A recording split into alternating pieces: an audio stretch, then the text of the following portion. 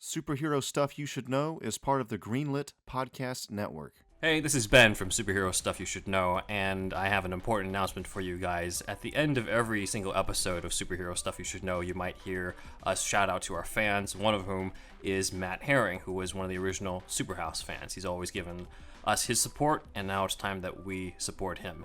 We've just recently found out that Matt has been diagnosed with stage 4 colon cancer. And as a cancer survivor myself, I know personally that there's a lot of emotional and financial strain that comes into that. His wife, Kelly, has set up a GoFundMe account at gofundme.com/f/Matthew-kicks-cancer039s-butt. And hopefully you can help reduce the financial strain to that, as well as some of the emotional strain that comes with that. Again, that's gofundme.com/f/Matthew-kicks-cancer039s-butt. Matt Herring was the first, I guess you could say, true Superhouse fan. We were Superhouse at that time.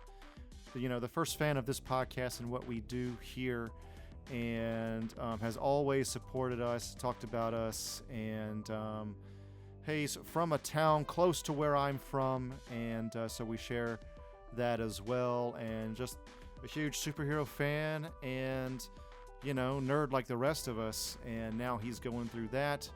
And if you could donate just at least any amount of money to that link that Ben just said, that would be truly appreciated. Just hang in there, Matt. You'll beat this thing soon.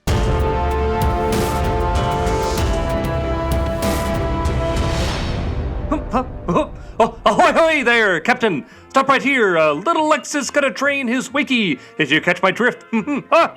Alrighty. Stop in here. Alright, let me just drop my pants around my ankles like a kindergartner. And here we go. Concentrate. Whoa! Hey, my man, stop right there. I'm gonna have to stop you from taking a piss in this here ocean, my man. Oh, good lord! Because that's my job. Where the fuck did you come from? Right out of the water? I came from the ocean because I am Aquaman. Ah, yes, I recognize you from that surveillance video that I also created a logo for. Yeah, I don't know how you got that, but I'm gonna need that footage back as well, my man. Alright, now, you don't want me going pee-pee in the ocean, is that correct? That is correct, my man. You can do it anywhere else but in these here waters. I protect these waters. I'm the only one that can take a pee-pee or a poop in this vicinity. Well, you see, I can respect that, and if you were as smart as I was, you would already realize that I was holding a mason jar down below Little Lex. So I was not going to pee-pee in the ocean, I was going to pee in a jar, and then maybe toss it in the ocean. Remember, I'm evil. My man, why would you take a piss in a jar? You have a bathroom on this yacht. I know these boats have bathrooms. I don't understand this mason jar thing, my man. They do have bathrooms. There's one in the back, Mr. Luthor. You like to feel the cold breeze on your nuts or something? Ah, exactly. And I also like to pee in jars. There's just something about collecting them. I've got a few hundred in my office, and, you know, I can use them in my escape tactics from the Justice League, which you are a part of. You've got a whole room full of these mason jars, and they're all full of piss. That's right. I also have masking tape on each one of them in case I need to write another cute little name for it, like Granny's Sweet Tea or Granny's Peach Tea. You know, anything like that, whenever the mood strikes me. You know what, my man? People say that you're a villain, but I kind of say you're a hero because all that pee is not being flushed into the ocean. So, actually, I think you're a good guy. My word. I'm not joining your fucking league, though, whatever the fuck it's called. Well, I can't say I've ever had anyone actually say that before. That's very kind of you, Aquaman. No problem. You know, I think you have a point here, especially about you know, making duties in the big blue sea there. I may not be too partial to the Hershey bar, but I do think we have a little bit in common here. My man, I know that's true. But where are you going to put that jar now? Hadn't thought about it. Would you like it as a gift? And since you've been filling it up during this whole conversation. Yes, sorry, I didn't mean to offend. I might invite you on board, but like you said, you don't have to use the bathroom. So, I just think I'll tuck the jar inside my jacket for now. What? Wait, what is that? I see something else bubbling up from the briny deep. What? Arthur, what in holy hell is going on here? You're talking to one of the surface dwellers, and he's got his pants down around his ankles, and dear God, he's holding a mason jar. What the fuck? Arthur, is this the kind of people you're getting involved with these days? The king of Atlantis is up here talking to a man holding a jar of piss? My man, this guy is a hero. Every time he pisses in a mason jar, doesn't come and fill our lungs. So, I think you need to see this for what it is, Vulko. He's saving Atlantis. Oh my God, all I hear is a bunch of potty talk. Look, okay, maybe he's not flushing a toilet, but he's still weird. He's got all these mason jars of urine hanging around. You know, you two have more in common than you might think. I think that's self-evident. You'll hop up in his jacuzzi there and lay another sea turtle like you did with Aqualad and see how much he appreciates your company then. Ahoy, Captain! What are you doing over there in the jacuzzi? Oh, nothing. Just relaxing. Go on, keep talking to those fish people. My man, you look a little bit too relaxed, if you know what I mean. I know that look. Oh, I see. Looks like your captain's laid a little sea turtle up there in your jacuzzi. Disgusting.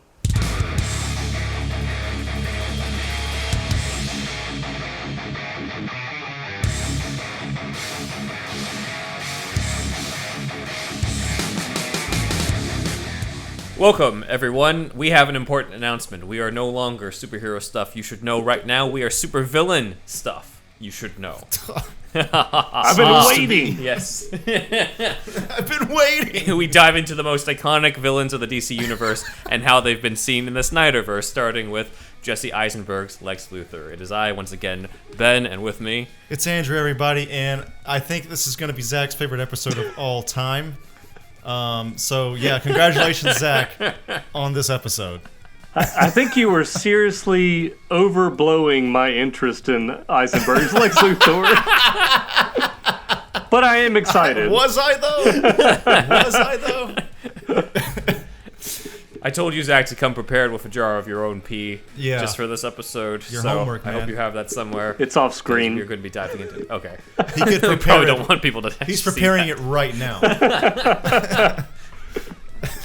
If we stop talking, you can hear the little trinkling in the background. It's like that last episode, he and Dustin liked Eisenberg-Lex, and I was like, "You the only two motherfuckers on the planet that like this guy." At least the ones we know. So I think we've obviously made our opinions known on Eisenberg's Lex Luthor, where, just to recap for those that didn't watch our Batman vs. Superman Snyder vs. Critics series, Andrew and I, not necessarily fans.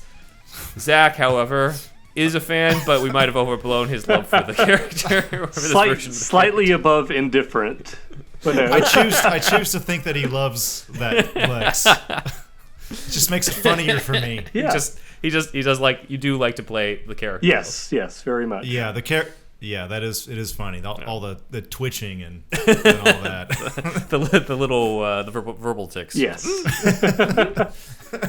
So people have blasted Eisenberg's Lex for being more like the Joker or like the Riddler than like Lex Luthor, while Snyder fans have praised the performance and said that people who don't like Eisenberg's Lex just don't understand the character of Lex at all. So I want to put that to the test. I wanted to devote an episode solely to Lex Luthor, the different iterations of Lex Luthor who tie into Eisenberg's version. So we're going to go through the comic book history, but ones who are specifically influential on the Eisenberg version.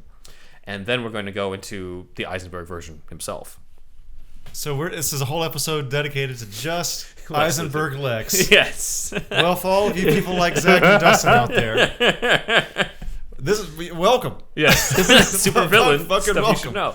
This has got to be the first is of it. its kind. If I were to go on YouTube right now and look up something about Eisenberg's Lex Luthor, I don't think there's a whole video dedicated to him. So, bravo. There are a few, but They're all hate. not nearly as long as ours. Yeah, you get the deep dive Maybe here like on the 5 bugger. minutes, 15 minutes. But no, I don't know how long this one is going to be, but it's definitely not going to be 15 minutes. 3-parter. 3-part. It's going to be longer than the Death and Return of Superman.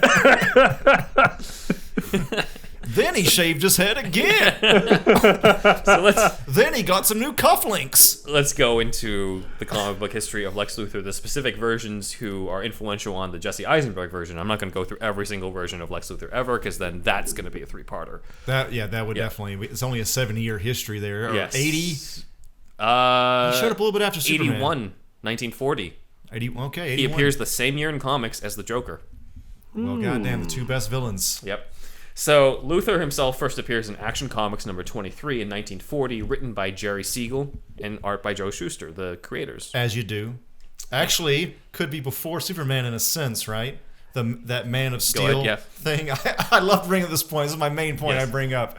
But so it was this short story that Siegel and Shuster wrote before Superman. It was mostly prose. It wasn't a comic book.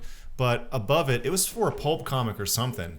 I forget what it debuted in, but it shows an evil scientist, and he's called the Man of Steel in that, right? Or it's he's Superman. the Superman. Superman. Yeah, and he's evil. He's bald, and he's also bald, and he's a mad scientist type, right? Basically. I believe he has powers though. Okay, but he's evil. Definitely evil. Yeah, he's evil. Yeah. And they sort of reconfigured him for Lex Luthor. Kind of. Not originally. Okay. So we're going to dive into it. In the original comic, so Action Comics number 23, Siegel and Schuster, inks by Paul Cassidy, this issue is actually referenced in Batman vs. Superman. When Lex is in prison, he is prisoner AC 23, 1940. Take that, Snyder haters. As in Action Comics 23 from 1940. So that's already in there. In the comic, Luthor is just called Luthor. There's no Lex yet. Oh, he would not actually be called Lex Luthor for another 20 years. John Luthor. He's just Luthor. Okay. He also has red hair. Oh, yeah. In this. In the original. He's not bald at all. Oh, yeah. And that's kind of been cited by Snyder as the reason why Luthor has the red hair in Batman vs. Superman. He was going off of this original comic. As much as we've covered, much of you've told us about Snyder over these deep dives, definitely he knew that, and he put that in there, and he knew that there were going to be haters like, why isn't he bald? But he knows what he's doing with this stuff. Yeah, he does. Yeah, he does. Looks wise, the red hair is the main similarity between Eisenberg's Lex and the original. This Lex wears long red robes. He kind of reminds me of Emperor Palpatine. Here, we have this comic. For those looking at the video, I have our collection of Superman versus Lex Luthor, and so I like to live a life of comfort. So I can't be burdened by pants. Here he is. I'm going to show it to Andrew first, and then we're going to show it to the audience. He's also a little. I don't know if you can see, guys, but in the we'll show it to you in the show notes. To make it a little easier. Notes. But good plug on that. He is kind of like Emperor Palpatine in a way. So we first meet him when his lackey General Lupo shows up in a cave. And Lupo is his name. General Lupo is the first henchman that we meet of Lex Luthor. And Lupo, he goes into this cave. Bippo. No. One of them. They like names that end in O or start with L. Yes. So Lupo goes in, and the rock wall forms into the face of Luthor, and he's like, "Speak to me. Tell me what the latest update is." My name is Lupo. Something else. Is Luthor the Mad Monk, do you think? That's his secret identity? That's a good question. So the Mad Monk, for those who don't know, is the red-robed vampire who Batman fought in Detective Comics number 31 and 32. So I don't think that there was much of an influence on there, but I think it's just make him look satanic. I don't know. Put some red robes on him. Boom. The red robes do make it. I thought of like a kind of a cult or like an evil wizard kind of thing. Yeah. When you showed me that comic just now. It does look like that. It's very different from the Lex Luthor who we know. Yeah. And of course we got the whole Palpatine thing where he's like, "Speak to me, General." Talk to me. And Superman comes in to interrogate the General, and Luthor is just like, "None shall speak for me." And out of the rock face shoots out green laser eyes that slices the guy in half. Wow, that was in a 1940s comic? That is Luthor's first kill in the 1940s comic. Is his own henchman for speaking to Superman because he knows too much. Luthor is also hinted as having some kind of hypnotic influence on other people to do his bidding. Okay, so a sort of, what do you call it, animal attraction.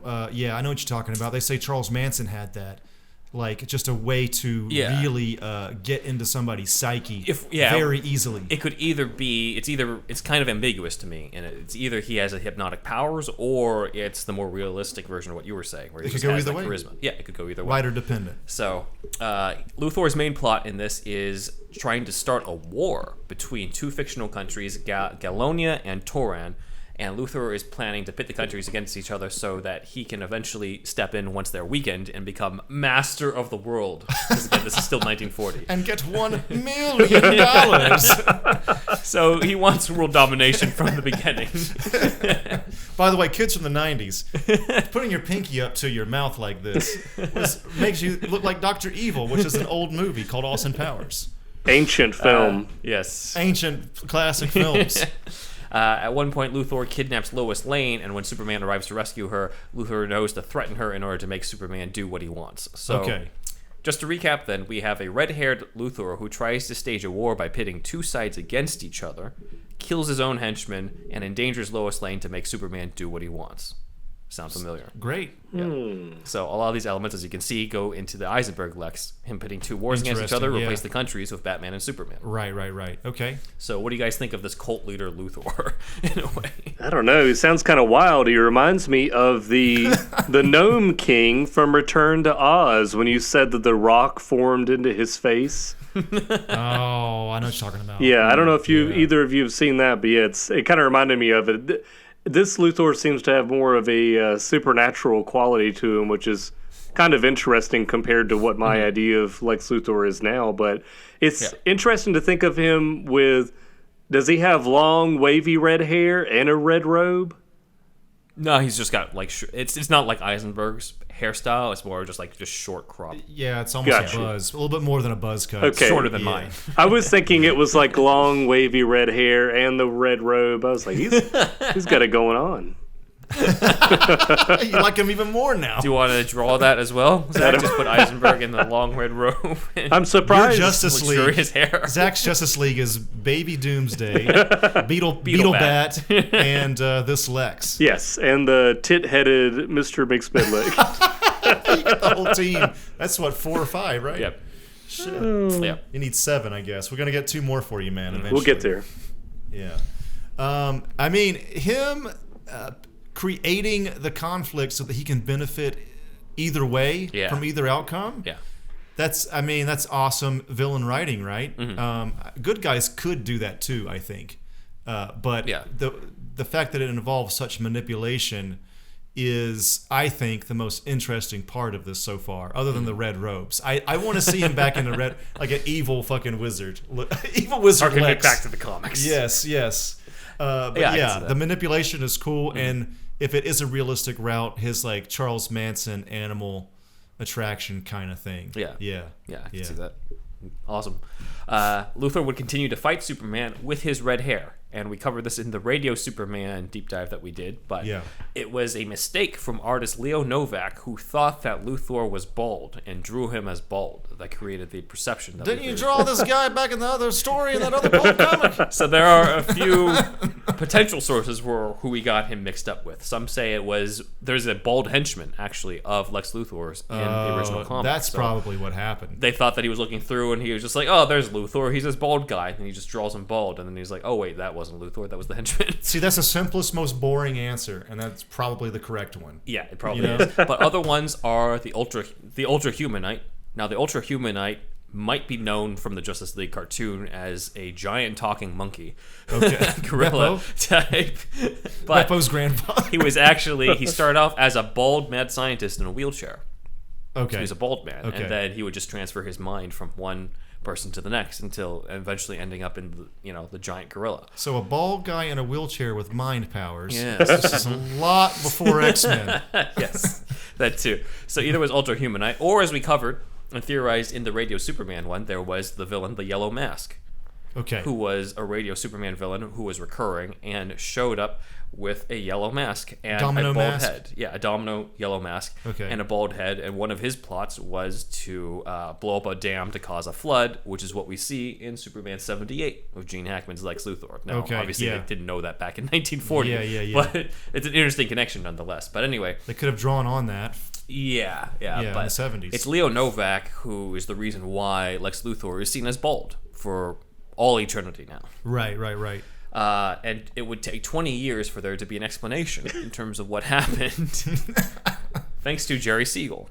Oh, Siegel actually, okay. Siegel, in 1960, writes Adventure Comics number 271 with art by Al Plastino in the story How Luthor Met, not Superman, A barber. Superboy. Superboy. So, and it is here where, so they meet in Smallville, and it's revealed that Luthor grew up in Smallville, and Superboy meets him, and, you know, he ends up encountering kryptonite, and the boy, young Luthor, helps get rid of it so that he can save Superboy, because he's a huge Superboy fan.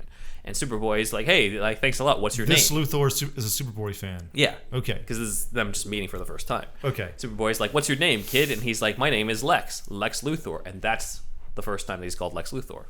So Siegel created the Lex part. He's Okay. Well, he also created Luthor in general. Well, but yeah. He added. He's playing ball with this new version of Lex Luthor. It's that like, was you changed my shit around, but I'll add something back to it. I don't think it was that attached to the original anyway. He's just like, they like this guy seems the most. better. Yeah. So he's a huge Superboy fan, and he says, I'm going to create an antidote for you for kryptonite. Let's keep in mind, this version of Lex has short brown hair. Okay. At this moment. So he does not have the short red hair from the original 1940 No comics. robes. No robes. He looks like a regular kid. I will show it to you right now. So Little baby Lex. This is what he looks like. Oh, right here? This is very generic, yeah. Yeah, it's just generic white dude. Yeah. For sure. Hold it up, but I'll also show it in the show can't notes. see that, Yeah. really. So anyway, he decides, I'm going to create this antidote for kryptonite. God, yeah. You know what? There's something interesting about how this is drawn, and we can maybe show this later, but he's drawn like that. How do I say this? The creepy suburbia white dude. You know what I mean? Like there's evil behind those normal eyes. Yes. Well, he's not evil yet. He only becomes evil in the story. Now look at this guy, man. He's already evil. See that? He's intent doing evil science on already. Doing because remember, he's trying to create an antidote to kryptonite. He's trying to make him immune to kryptonite. It's called concentrating, Andrew. When you furl your eyebrows, it makes you look evil. So Lex creates this experiment, but the experiment goes wrong and creates a fire. Okay. And Superboy is like, I have to stop the fire, so he uses his super breath on the fire, but as a result, the chemicals go through Lex's hair, and he loses all his hair. Oh shit! Superman's responsible for the Superboy. Superboy is responsible, but Superboy is Superman at this time, though, right? I mean, it's still Clark Kent. This is Clark Kent, right? Yeah. Because that's who Superboy was for a while. Yeah. So he was like, now I'm bald. And Superboy's like, but it was an accident. And Luthor's like, don't lie, you were jealous of my genius, so you deliberately broke those bottles and destroyed my formula, which was the result of thousands of experiments. He's also furling the hell out of his fucking eyebrows. Because he's evil now. All it took was the loss of his hair. That's right. Bald dudes are evil, dude. So he wants to moral of the story. avenge himself now that he's lost his hair.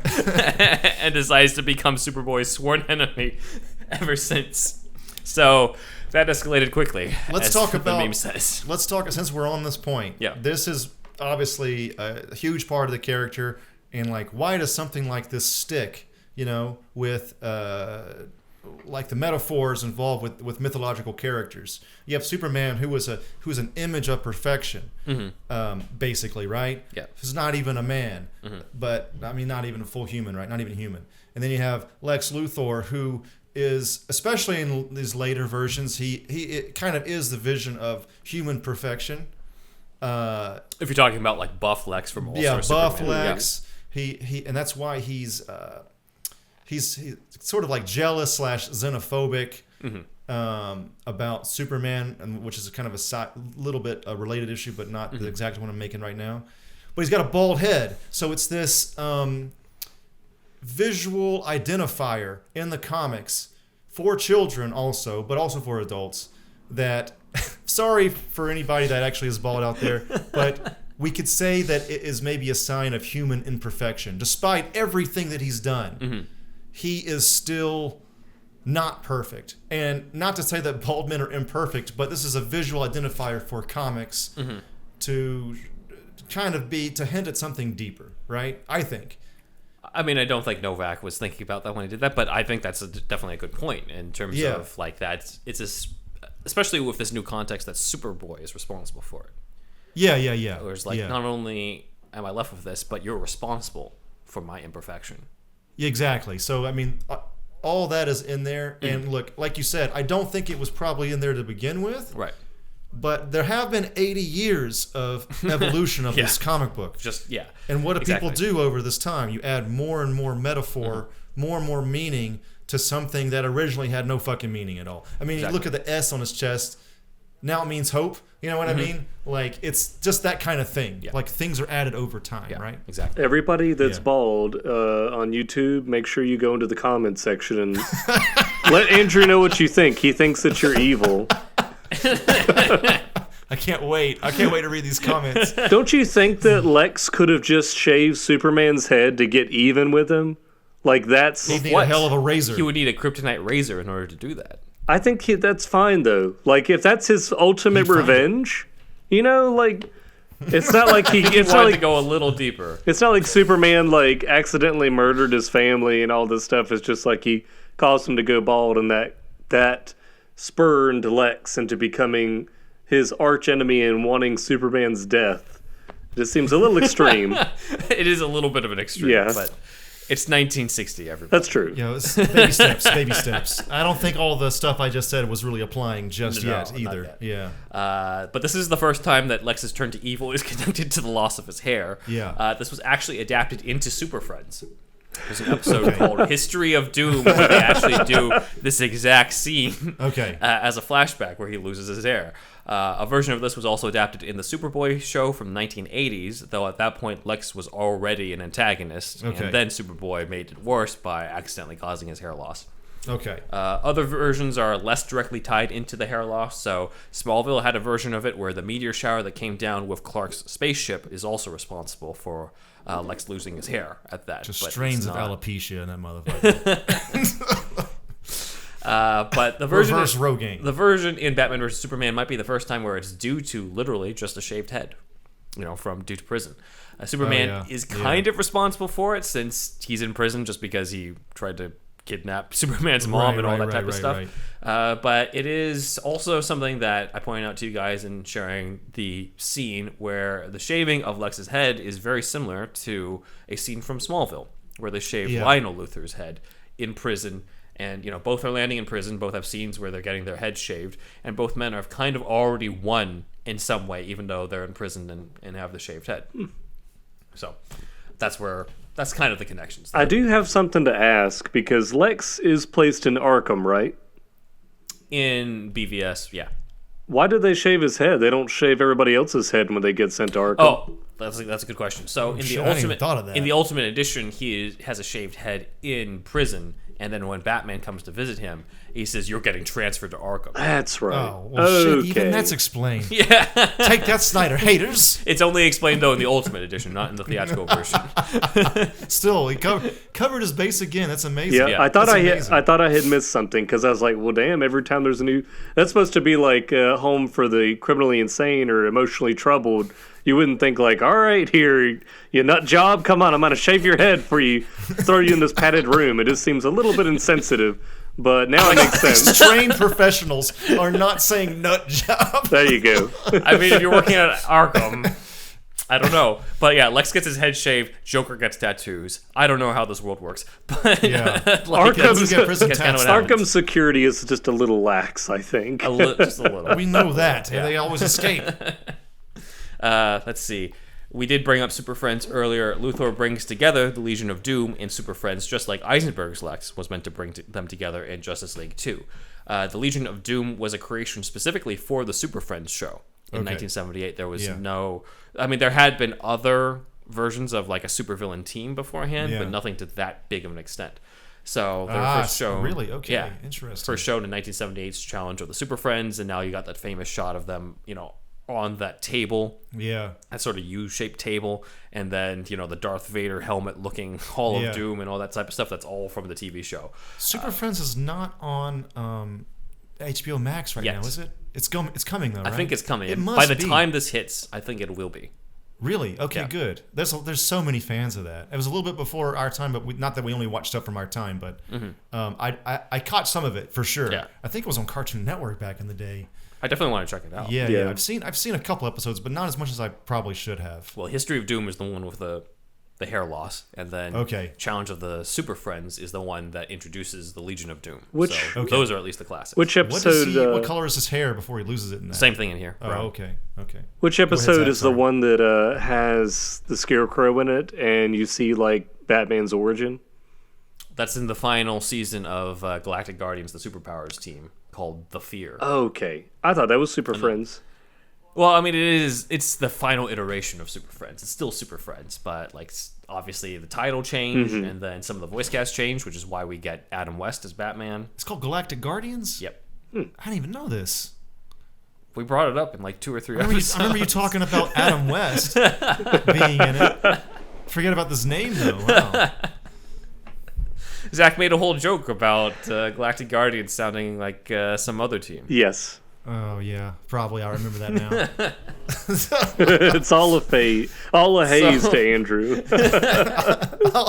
I swear I retain a lot of this. So the Legion of Doom would evolve into the Injustice League in the comics. They would show up decades later, and that would kind of be the comic book version of the Legion of Doom, and that's what they were referred to in Zack Snyder's Justice League too. Just probably because he didn't want to call them the Legion of Doom. That seems a little on the nose these days in the 2020s. But sounds awesome though. It does sound awesome. In Bumblebee, the Transformers movie, there's a scene where they're like, they call themselves the Decepticons, right? We can't really trust them.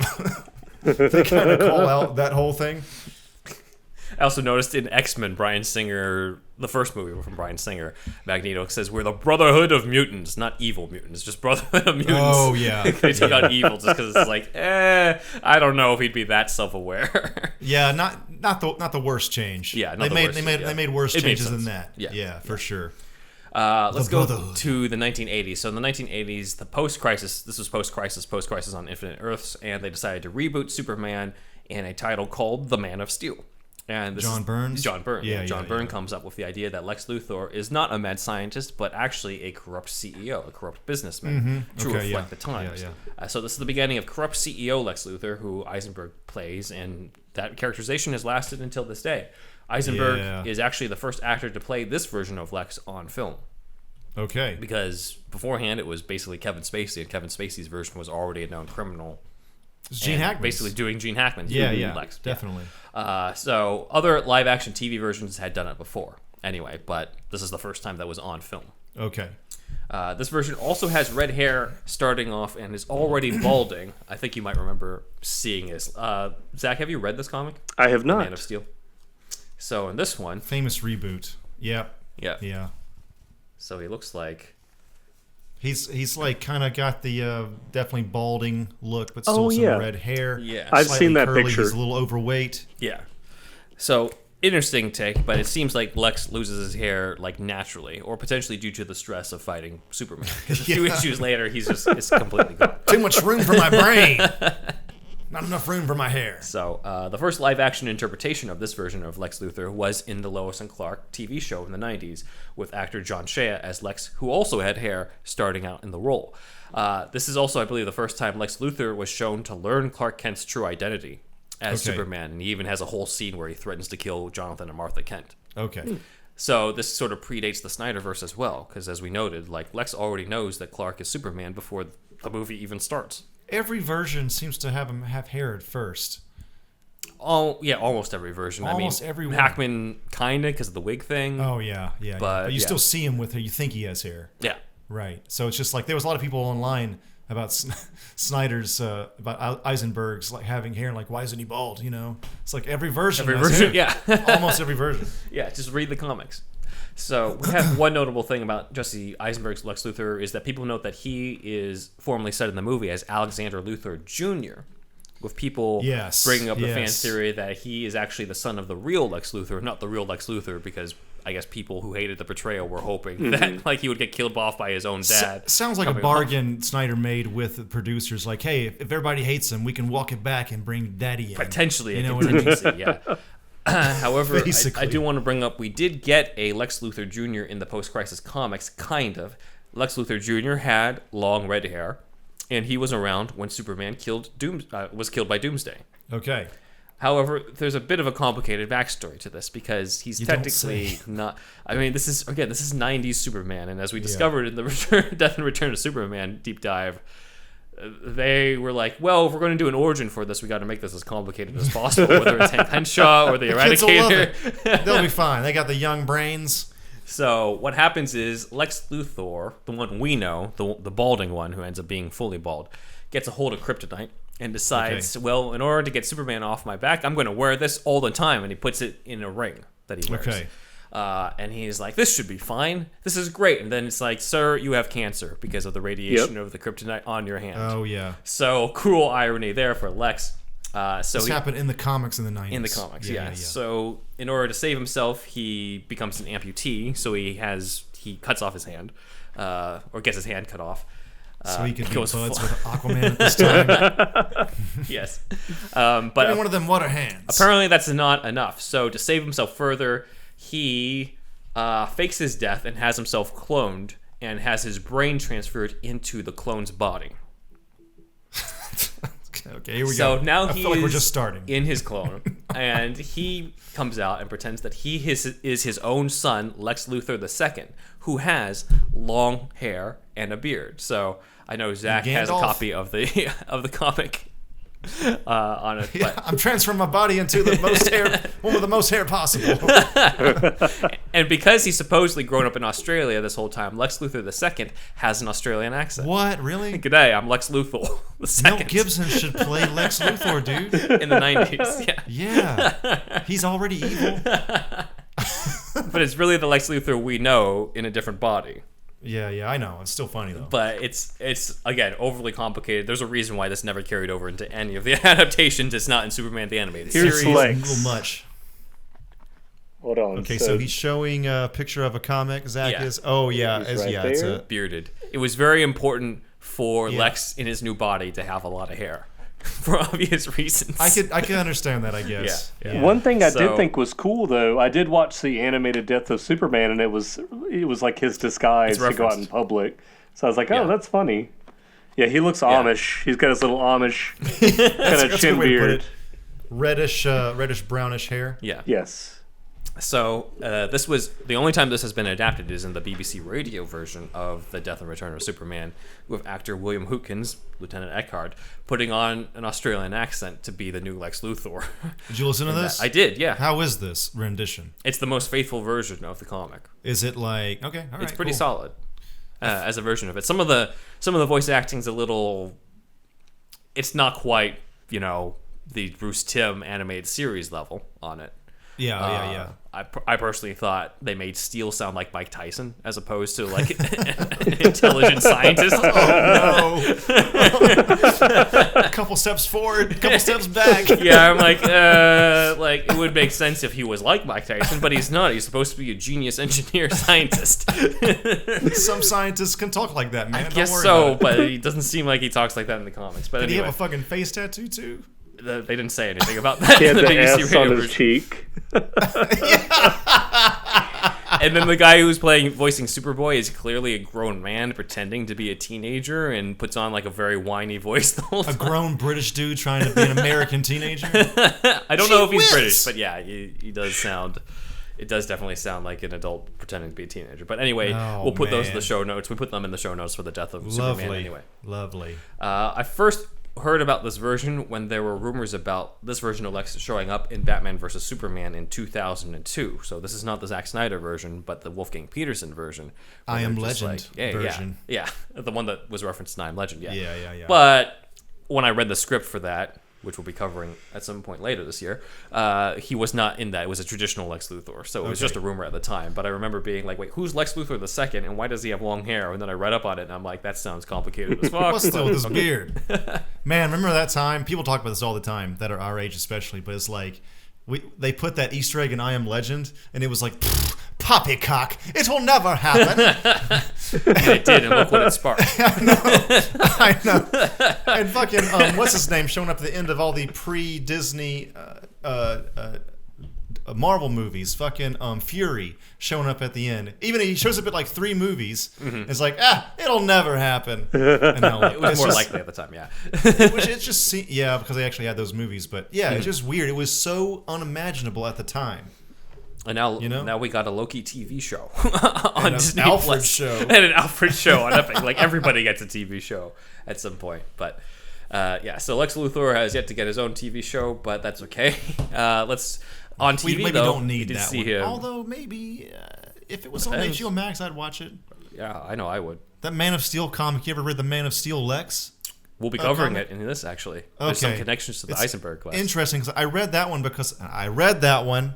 but I wanted to know, like, I wanted to unpack who Lex is. That's definitely a good one for that. Yeah, it's probably one of my favorite ones in terms of diving into Lex's character. Yeah. But let's see. Lex does indicate in the movie that his father was abusive with his father's, quote, fists and abominations. People have read into it that Lex may have killed his own father in retaliation for the abuse. Could happen. Zack Snyder was supportive of this fan theory, as he is with all fan theories, I feel. Unless there's anything that he does that is completely contradictory. He's a fan of people talking about him. Yeah, I think so. He said, quote, "We feel the same about Lex taking out his dad," in a Vero comment. So... Okay, we feel the same. We feel the same. Okay, so it's a slight confirm. It's a soft confirm. It could have been they planned for it and wanted to hint at it, or he heard about it and was just like, sounds like a good idea. Let's do it. Let's say that it's canon. Because why not? Lex Luthor Jr.? There is precedent for this, however, in the Post-Crisis comics, and this was revealed in the comic Lex Luthor, the Unauthorized Biography by James D. Hudnell as the writer, art by Eduardo Barreto, and coloring by Adam Kubert. This is famous because it's the cover of Lex Luthor that has eerie similarities to the cover of the Art of the Deal. Oh, really? Yeah. Yeah, you've seen this online. It's gone all over. It's online. evil. Yeah. I mean, what? So Lex Luthor grows up poor in the suicide slum of Metropolis, and he does not start off rich in the Post-Crisis comics. Okay. And he becomes rich because he puts a life insurance policy on his parents and then stages a car accident to kill them and collect the money. This is great. I mean, I think that's good. That's good. So that's what ended up happening in the Post-Crisis version. He killed his own parents in order to get the money to start LexCorp. Okay. This is actually shown in the Superboy show, where the first actor to play Lex's father is, and this threw me when I first read it, Edgar Allan Poe IV. What? Edgar Allan Poe, I don't know which grand or great grandson or whatever. Well, actually, yeah, it's in the title. What am I talking about? But yeah, four greats. Maybe. Yeah. So his descendant is the first actor to play Lex Luthor's dad. He's fucking acting. Yes, that's weird. Exists. He exists. Yeah, I had no idea. I just thought it was John Glover in Smallville. I wear Raven shirts all the time. No, I don't. Now you know the connection between Poe and Superman. But Jesus, man, that's crazy. It's crazy, yeah. So Jeff Johns' Secret Origin comics would do a variation of it, but instead of the car accident, like he tries to do it through a car accident, but then Superboy saves Lionel Luthor, Lex's dad, and so Lex resorts to messing with his heart medication and then killing him that way. In the show Smallville, Lionel Luthor is probably the most famous version of Lex's dad, played by John Glover, and in that version, the Luthors are already a rich family with a mansion and all that, and his dad is sort of a very emotionally and verbally abusive character, very Machiavellian who would be influential on Lex when he becomes an adult. And he does end up hitting young Lex at one point in a flashback after blaming Lex for the death of his brother, believing that Lex had smothered his brother to death, when in reality it was Lionel's wife. Okay. In order to protect the child from ever being raised by a monster like Lionel. So there was a lot of fucked up stuff going on in the Luthor family in that show. Okay, a lot going on there. But not as complicated as the other one, though. Yeah, not clones in that. Less complicated, but more like this. The show, like, really. I know we haven't really covered a ton of Smallville. We've mentioned it every now and then with these evolution episodes, and we occasionally shit on the fact that Welling didn't want to wear the suit. Every time we talk about it. But the best part of the show is Michael Rosenbaum's Lex with John Glover's Lionel, in terms of the interactions between the two and knowing what Lex is going to turn into every single step of the way. Okay. Based off of these scenes. 7 seasons in, Michael Rosenbaum's Lex Luthor shoots out a window, grabs his father, and said, "I was raised in your shadow. Now you're going to die in mine," and then shoves him out the window. Right, yeah. I saw that. Yeah. So, very recently. So this is basically the evolution of Lex Luthor killing his own dad, and so the idea of Eisenberg's Lex killing his father is not that far-fetched now that we see the full history of stuff. Yes, for sure. Makes him evil. Yes, yeah. Any other thoughts on Lex versus his dad? No, it sounds pretty cool to me. I actually need to go back and watch those parts of Smallville because I never saw the part where he killed his dad, so you spoiled it for me, Andrew. This show from many years ago. But he sent you the clip yesterday. I sent you the video. I didn't watch it. That's your fault, not mine. I'm gonna go and I need to go watch this now because yes, he was my favorite part, especially because John Glover did the Riddler's voice and he was Dr. Woodrue and everything and Batman and Robin. And Dr. Sivana's dad in Shazam. He's in Shazam, by the way. All right. Oh yeah. As if you need even more incentive to see it. I'm warming up to it. But yeah, anyway, Smallville is a major influence on not just potentially Batman vs. Superman, but also the next comic book reboot on the origin of Superman, which is Superman Birthright, and that is the comic that fans often cite as the main inspiration behind the Eisenberg version of Lex Luthor. But is it? Find out after the break. Hi, I'm Ray, and this is my friend Alex. Hi. And we do a show called No More Whoppers. Some call it corn, we call it therapy. We're adults with the virility of men. Want to hear us read snack food copy and talk about Japanese chips? Too bad! Join us every month or so on the Greenlit Podcast Network. Lord have mercy, y'all. Do you like hounds? Do you enjoy pooches? Do you find yourself enjoying time spent with that of canines? Talking about dogs, y'all. As you might have heard, Superhero Stuff You Should Know has now teamed up with BarkBox. For every month, you get a box for your special canine. Pooches. Or hounds. That's right. One free extra month if you go to barkbox.com/superherostuffpod. Follow the link and you'll get a free extra month valued at $35 and valid for all multi-length plans. So get the BarkBox for your hound, for your pooch, for your canine. Your doggo will thank you.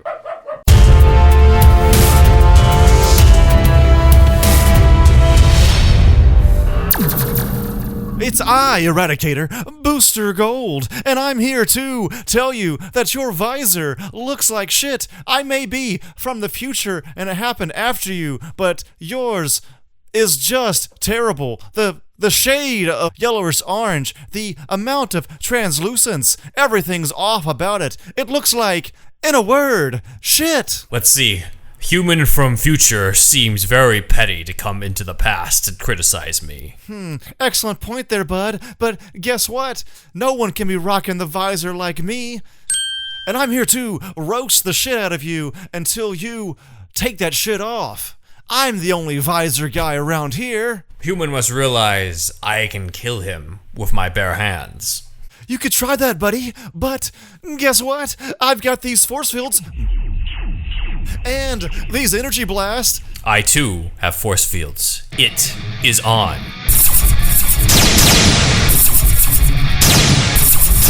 Buddy, you seem to have damaged my visor. Now I've got to take yours and, I guess, improve it? No one takes the Eradicator's visor.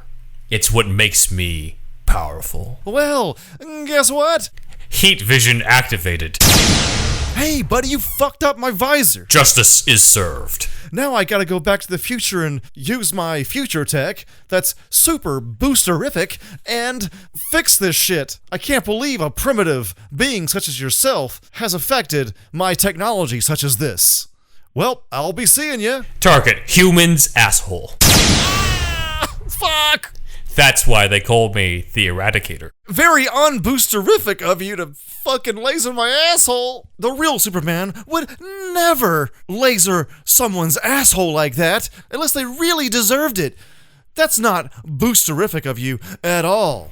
Well, you did kind of deserve it, but interesting point. The real Superman would not have done it, and yet I am the real Superman. So if I am not the real Superman, then what am I? It's gonna take me another 1,000 years of time travel to figure that one out, buddy. Eradicator has existential crisis. That circular logic would really fuck up anybody, buddy. If I am the real Superman, then I must work to replace your visor. Are you saying that we are going to resolve this without any violence? We will resolve this by buying you a new visor. My visor can't be bought at a store. It was made with future tech. Will Kryptonian tech suffice? Oh, I forgot about that. Yeah, I guess.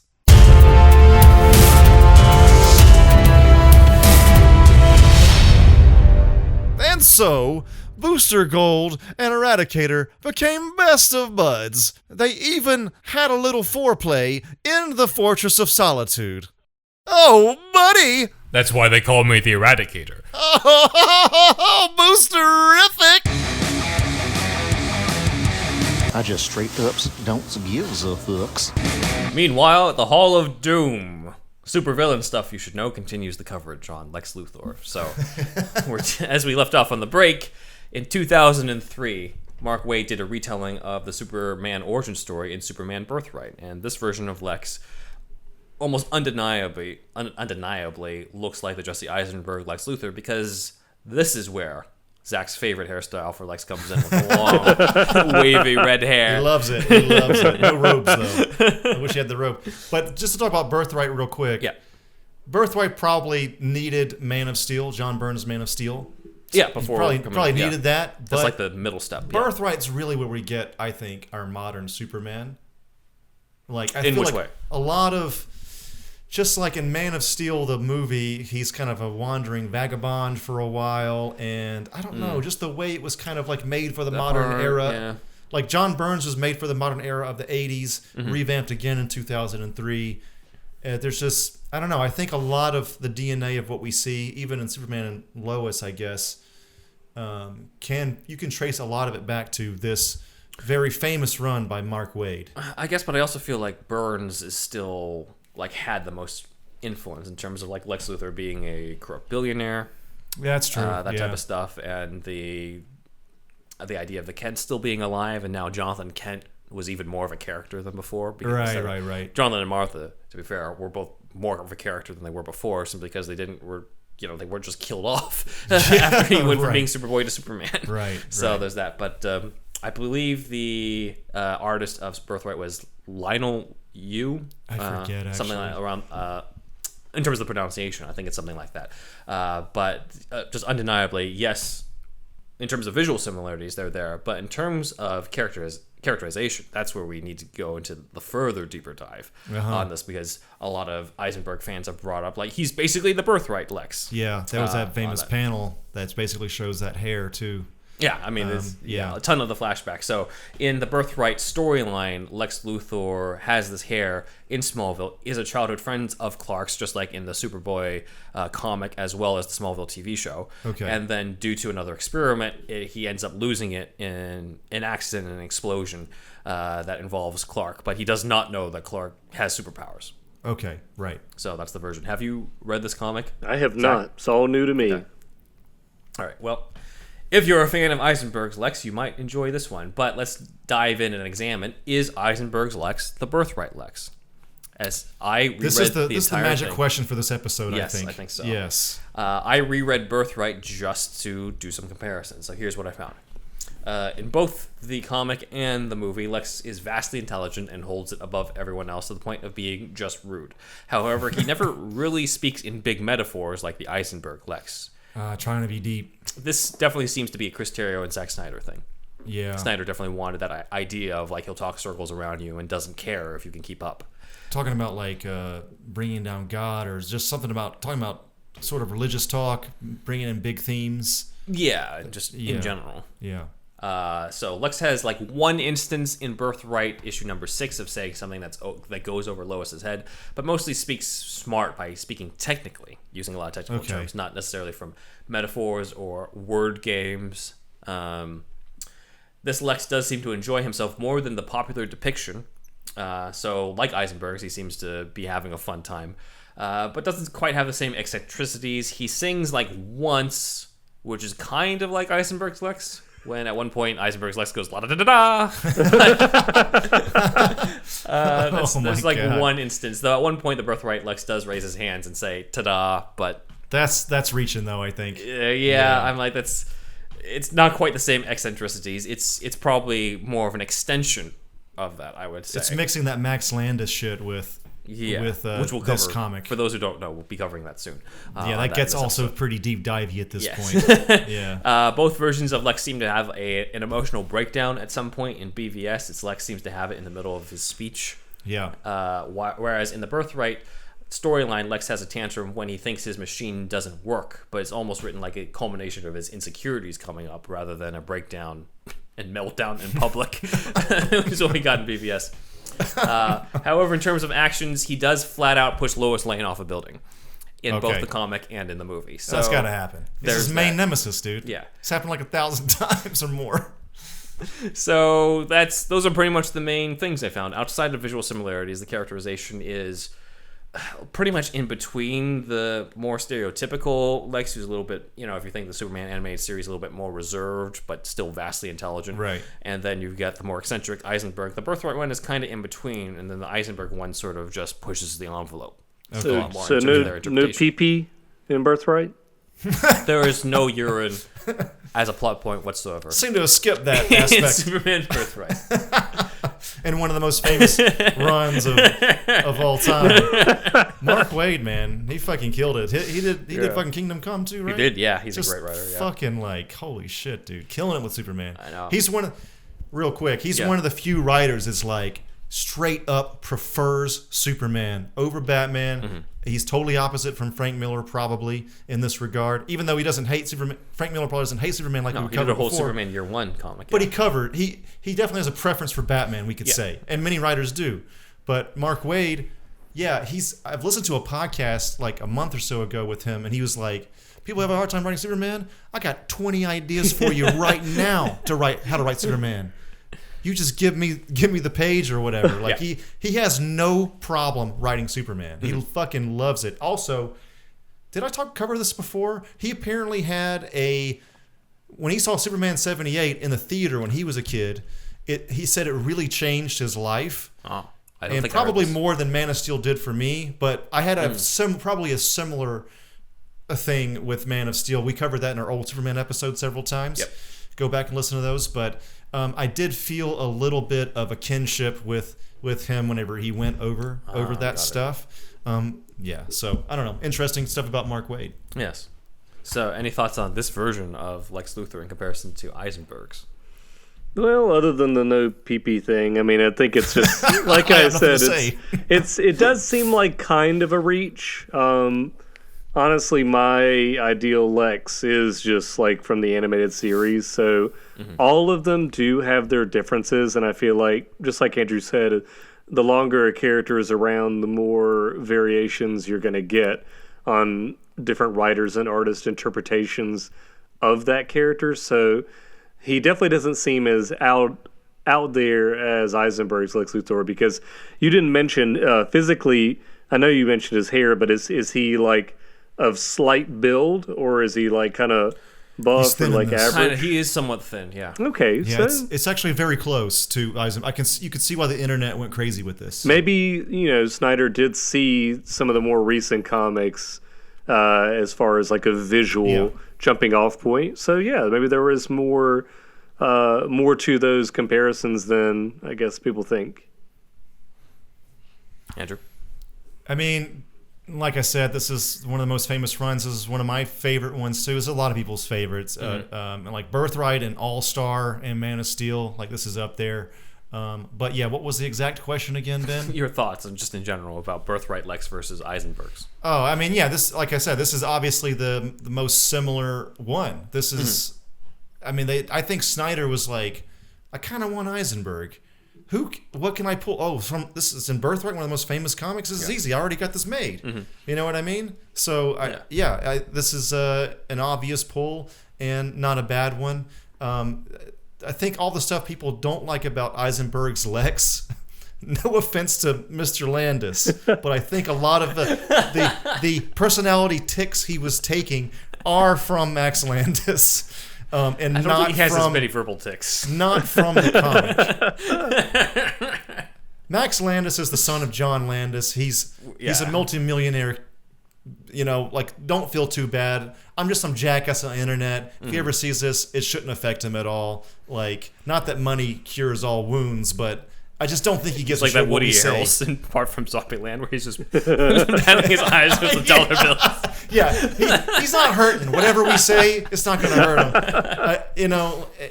And he wrote American Alien. Max Landis did. This like 5 or 6 years ago. This comic run. So he's also which got they that kind of going. adapted into the Man of Tomorrow animated film. Yeah. So he's got a lot of that going on. He's a huge Superman fan, but. Just we'll get into it probably, right? We will, yeah, when we get to the Eisenberg. We might need to link those videos or something in the show notes. There's even a video of Landis talking about it. Okay, good. Yeah. But anyway, yeah, my verdict is that, like, yeah, there's some similarities, but other than the visual component, it's mostly somewhat superficial. Like he's not eccentric to the level of the Eisenberg version, and it's up to you whether or not you like that or hate that. But I would say it's inaccurate to say that he is completely like the Birthright version. The Birthright one can be inspirational, but he's different in the same way that I would say Heath Ledger's Joker is slightly different than the Killing Joke, even though there is inspiration from it. But there are different takes on the same character. You take a lot of it, but you add a little bit of your own. Mm-hmm. You put some Max Landis in there, and boom. Yeah. There you go. Mark Waid himself said he was not a fan of Eisenberg's portrayal and nicknamed him Lenny Luthor, which is the name of Lex's idiot relative. We almost walked out of Man of Steel, I think, when he saw the next stat.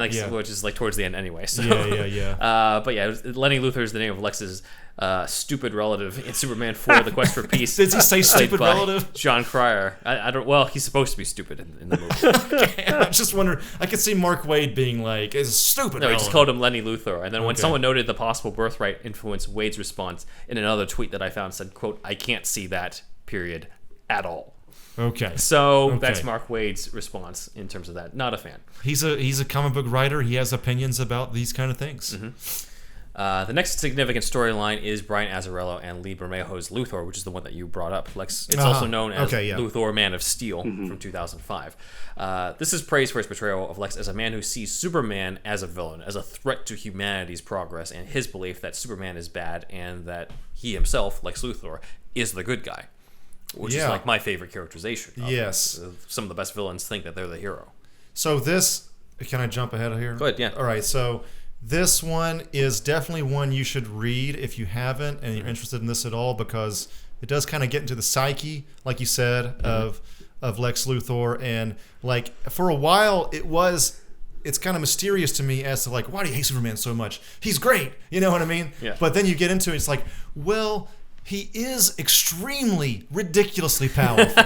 It could kill all of us, and he is a man, as far as we know. I do not trust that. Yeah. I don't trust this act. I don't like anything about it. So that's one level of it. So they go into that, but there's also like he's got a little bit of xenophobia in a sense, not being afraid of a foreign. Well, he is foreign, the ultimate foreign, an alien, right? An actual alien, not an illegal resident or something like that, like an actual alien from space. And again, more of a modern interpretation, but he sees himself as what should be the perfect man, and he's worked for it. Superman's just born with this shit. He despises that. Like he just comes here and he's automatically the perfect guy. There's these two levels here I'm talking about that make him hate Superman, and once you learn that, it's like, oh, this is a very well thought out villain, on top of the fact that he's bald. Well, there's also an element of envy to this as well. Yes, for sure. Yes. When John Cryer premiered as Lex Luthor in Supergirl, one of the big lines that he had in his first scene is like, I was the man of tomorrow, not him. Yeah, exactly. You know? Yeah, so this is all part of the perfect. DNA. Yeah. So I do wish the version that we saw in Snyder's film was more in line with this, because he's a lot more morally ambiguous in the sense that it does seem to come from some sense of altruism in some way. He sees himself as an idealist. And he also is somewhat likable to the people who he's not enemies with. You know, he's like even wants to put his janitor's son through promises him a spot in the Luthor sponsored like science competition type of thing. Right. And that type of things. And I'm just like, oh yeah, I missed that aspect. And that, it's an aspect that's we tend to forget, is that Lex Luthor in the post-crisis John Byrne version is seen as a benevolent public figure, and it's only behind closed doors that he's creating all this bullshit that's going on. So I'm like, that's definitely interesting. And then you can also see, especially in a movie about Batman versus Superman, Lex and Batman are very similar if you think about it. Yeah, definitely. Two humans who put themselves, who are vastly intelligent, put them through some sort of feeling of being, the best of human potential. Yes. And then they see this alien who could be a potential threat. And it's pessimism versus idealism. And it's like the absolute power that Superman has will corrupt absolutely. And yes, we do have evil Superman runs, but when it's not that run, when it's the real Superman, when it's the real Superman, it's like, well, that's kind of the magic of Superman, right? Mm-hmm. He has absolute power in a sense, but he doesn't corrupt. Right.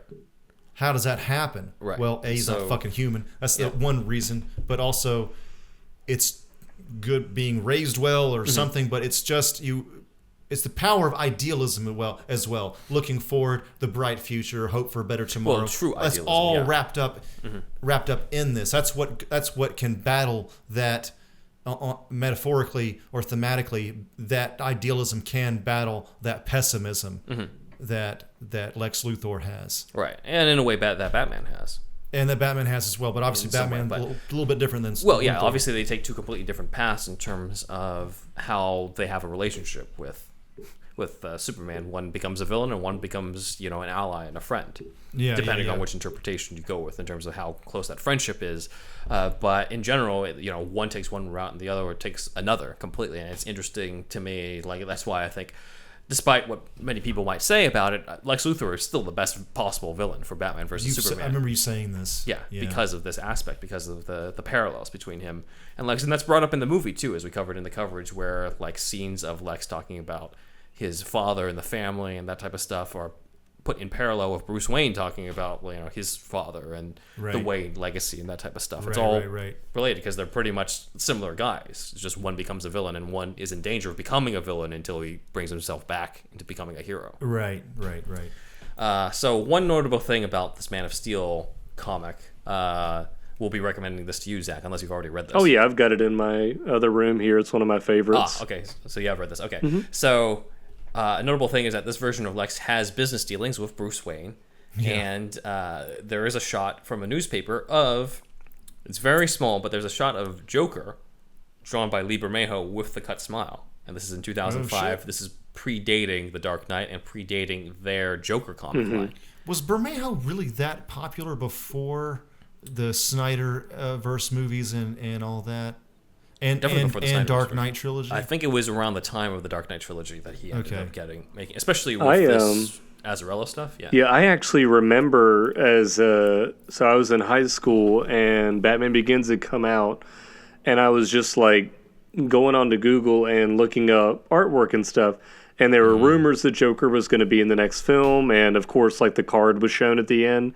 So I actually remember seeing some early artwork by Bermejo of Joker. It's a little different. I feel like he's got some palm trees in the background. There's a tall building. There was one of Joker and one of Two-Face, and they were very similar to what he eventually did come up with, but that version of Joker always burned into my head because I remember later when I saw Heath Ledger, I was like, oh man, that looks exactly like that one artist rendition. That was before that movie had come out, so it was kind of cool. Right. He had done a couple renditions for Batman on film in terms of what Joker and Two-Face could look like. Right. And that's so obviously the Joker one was the cut smile, and then the Two-Face one, interesting enough, his fan choice for Harvey Dent was Denzel Washington. Yes. Yeah. Oh, interesting. So it was an African American Harvey Dent. Yeah. Being shown in that. Obviously, they didn't go with that in the movie, but this is just sort of his professional so artist, Billy fan Williams kind of legacy. I think that's part of it too. Yeah. Let's see. So here, Lex knows that Bruce Wayne puts on a Playboy act, and it's kind of implied he might even know that Bruce is Batman in the storyline. Oh, yeah. Okay. This Bruce appears to actually drink, like the Ben Affleck version, where he even orders red wine for the table, even though Lex insists on water. Interesting. In the comic, Lex gives Bruce Wayne the kryptonite and talks to him about what if Superman's not on our side.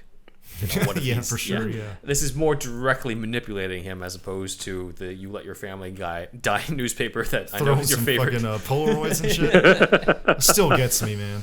And this leads to Batman fighting Superman in the storyline. So in this instance, Lex Luthor influences Bruce Wayne into thinking Superman is a threat and implies that Lex knows that Bruce is Batman and causes them to fight. Much They like just use the absolute power corrupts absolutely kind of vibe. Yeah. You know, they made it overly complex. I mean, in they that movie. did in a way, but also had all this other stuff. Yeah, in that. yeah. It's a lot more subdued and subtle than what we see in Batman versus Superman 2. But I guess if Lex had done it that way, then number one, I know that Bruce Wayne does not trust like that Lex Luthor. He already knows that he's, a nut job. He's a kook, as Lobo would say. But or my Tommy Lee Jones would say. But I guess then we wouldn't have that whole Batmobile murder ride and him going to go find that kryptonite if Lex had just given it to him. You know? Just give it, yeah. Right. I mean, it could also be a case where Bruce doesn't trust Lex, but knows he's right, in a way. True. Yeah. Which could have also been interesting. Where Yeah. it's just like, normally I wouldn't trust Luthor at all, but he has a point, that type of thing. Luthor could be swayed by such animal magnetism that Luthor has. His Charles Manson hack your psyche kind of thing. Potentially, that too. I mean, you add in all the other factors. I mean, we talked about the sort of overcomplicated plan in BVS, but it is interesting how much simpler it is in the original comic, in the 2005 comic. Yeah.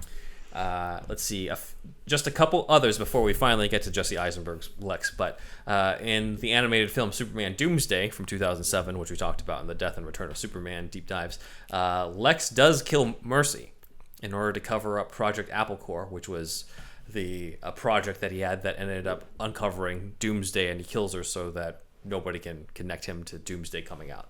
This is similar to BVS, in which he kills Mercy in Congress. However, I honestly think it makes a lot more sense in this version than in BVS, where we were just like, why is he killing her again? Yeah, it's weird. I know that she knows about the kryptonite, but so do KG Beast and all the other mercenaries he uses to take out Martha. So he just didn't like her. Kidnap Martha. He just didn't like her. I don't want to pay your medical benefits anymore. He's gonna get another one. Yeah. Let's see. And then the New 52, Lex Luthor in 2011. This was interesting when I remember this. So we noted in our BVS coverage that it was kind of weird that Lex is just like, Superman's too powerful, I must take him down. And then at the end, he's just like, let me Skype in with Steppenwolf. He Skypes. That's Skype, what we did. This is when, I'm sorry. I listened to that sketch. Let me Skype in with Steppenwolf, and Steppenwolf shows up at the end of the Ultimate Edition and the beginning of Justice League to talk to Lex. Yes, and we're just my like, lord!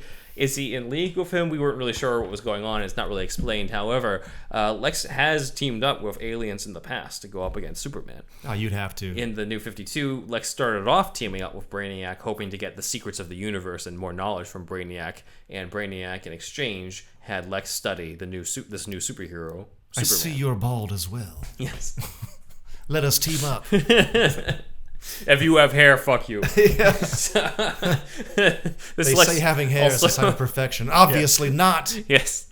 This Lex also works in conjunction with the government and the military, somewhat like the Lex Luthor in BVS. And Superman and Lois. No, wait, no, that's never mind. Yeah. That's the Not other really guy. in Superman and Lois. Yeah, never mind.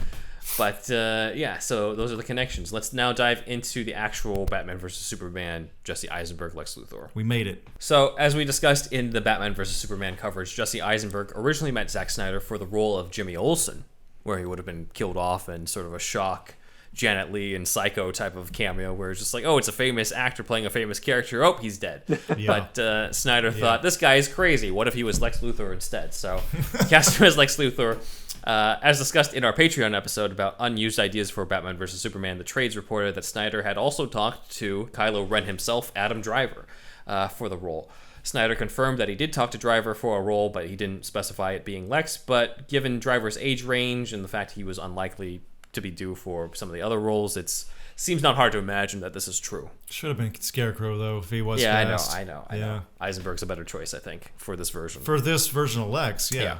Yeah. So let's dive into the possible inspiration for Eisenberg's performance, who is, as Andrew already broke down, Max Landis. Max Landis, as he brought up, was son of director John Landis, screenwriter of movies like Chronicle and Victor Frankenstein, but is mostly known for being somewhat of a controversial public figure and internet personality. Huge Superman fan, but also is known for being loud, eccentric, with somewhat controversial opinions. Had a whole video called Regarding Clark, which criticized the destruction in Man of Steel. Yes. He currently is working on his YouTube channel a Kryptonian. It's called the Kryptonian Epic, where it's a continuation of the American Alien storyline he did in the comics. Speculation on my part is that DC didn't let him do it due to the accusations that were leveled against him in, I think, 2019 of several emotional and sexual abuse. He got canceled. Relationships. So, however, I do like his Superman stuff in terms of the writing. Yeah, I read American Alien. The first few American of them, Alien's good. The Kryptonian Epic stuff that he had planned is good. Like all that. But anyway, his personality is, again, we got a son of a known public figure, just like Lex Luthor in the movie.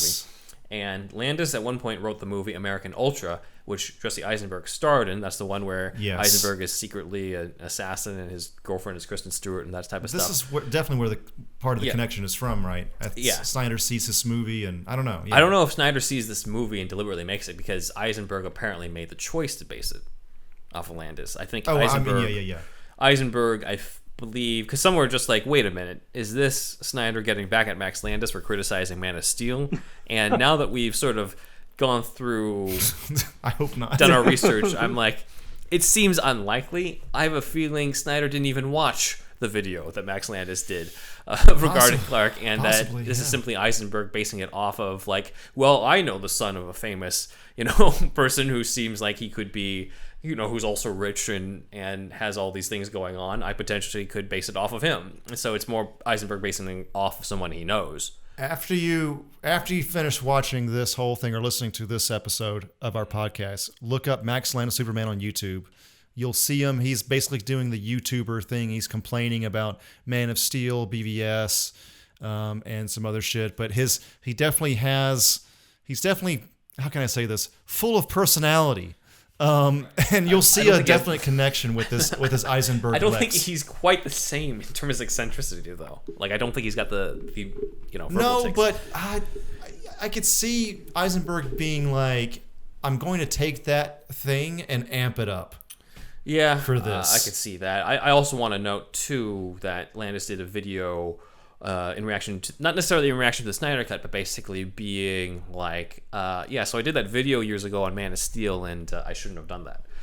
Did he say that? Yeah, and it's that video in that video he also talks a little bit more about Jesse Eisenberg potentially basing Lex Luthor off of him. So I'll put that in the show notes. There's something so, I know he is just like not liking the movies, but yeah, it just comes off as really negative, like biting negative. You know what I mean? It's not constructive criticism. It's really like... Mm-hmm. Well, that's why he said in the latest video that he shouldn't have done that. Yeah, it feels like he shouldn't have done that. And he's like, it's like, who the fuck am I to crap on the guy's work when he got to do the Superman movie? And the spirit of it is a bit off, probably. I know we joke around a lot on here. We've said negative comments before, but we try to make it at least a fun vibe for the most part. Mm-hmm. But yeah, I mean, again, just look it up. You'll see what we're talking about. He also makes fun of the jar of piss in his BVS breakdown. He was like, we have a whole plot point about a jar of piss.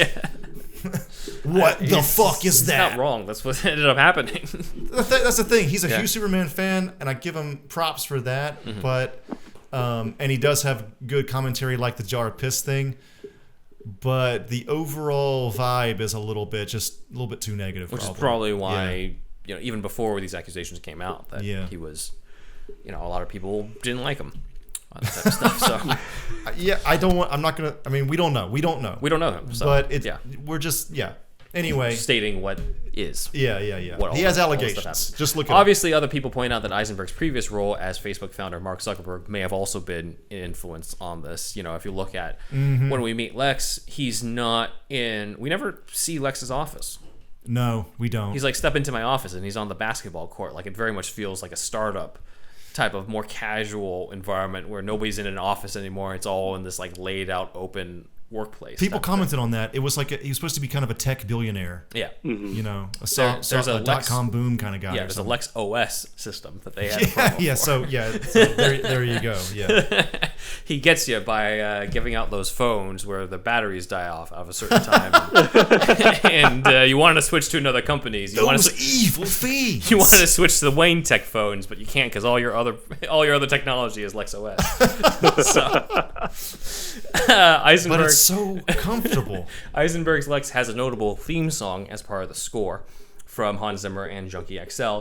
Probably one of the most notable theme songs for Lex Luthor. I mean, John Williams did have a version in the 1978 movie, but it was almost a little bit more comical because the first time you heard it was when Otis is walking around. But in this one, it's like a very dark piano theme. I like it. And yeah, Zack's a fan of it. We know that. Not just because it's Luthor either. This is one of my favorite pieces of music from that movie. It's called The Red Capes Are Coming. And a YouTuber username Duck Milk Prod, but her name is Rebecca Johnson, huge fan of Batman vs. Superman. She brought up that the track, The Red Capes Are Coming, is somewhat reminiscent of Mozart's Requiem in D minor, basically symbolizing death in a way. And D for death. yeah, so she also did a clip of those back to back, which I'll put in the show notes as well. And it very much seems similar in a way. Other versions point out that Lex's piano theme is almost a darker version of Superman's piano theme. If you think of the beginning of Superman's piano theme, it goes up, and then Lex's piano theme, it goes down in pitch. I'd have to listen to this again, man. I listened to Superman's, but I didn't listen to Lex's. I mean, I did in the movie, but I didn't go back. You were forced to then. It was in the movie.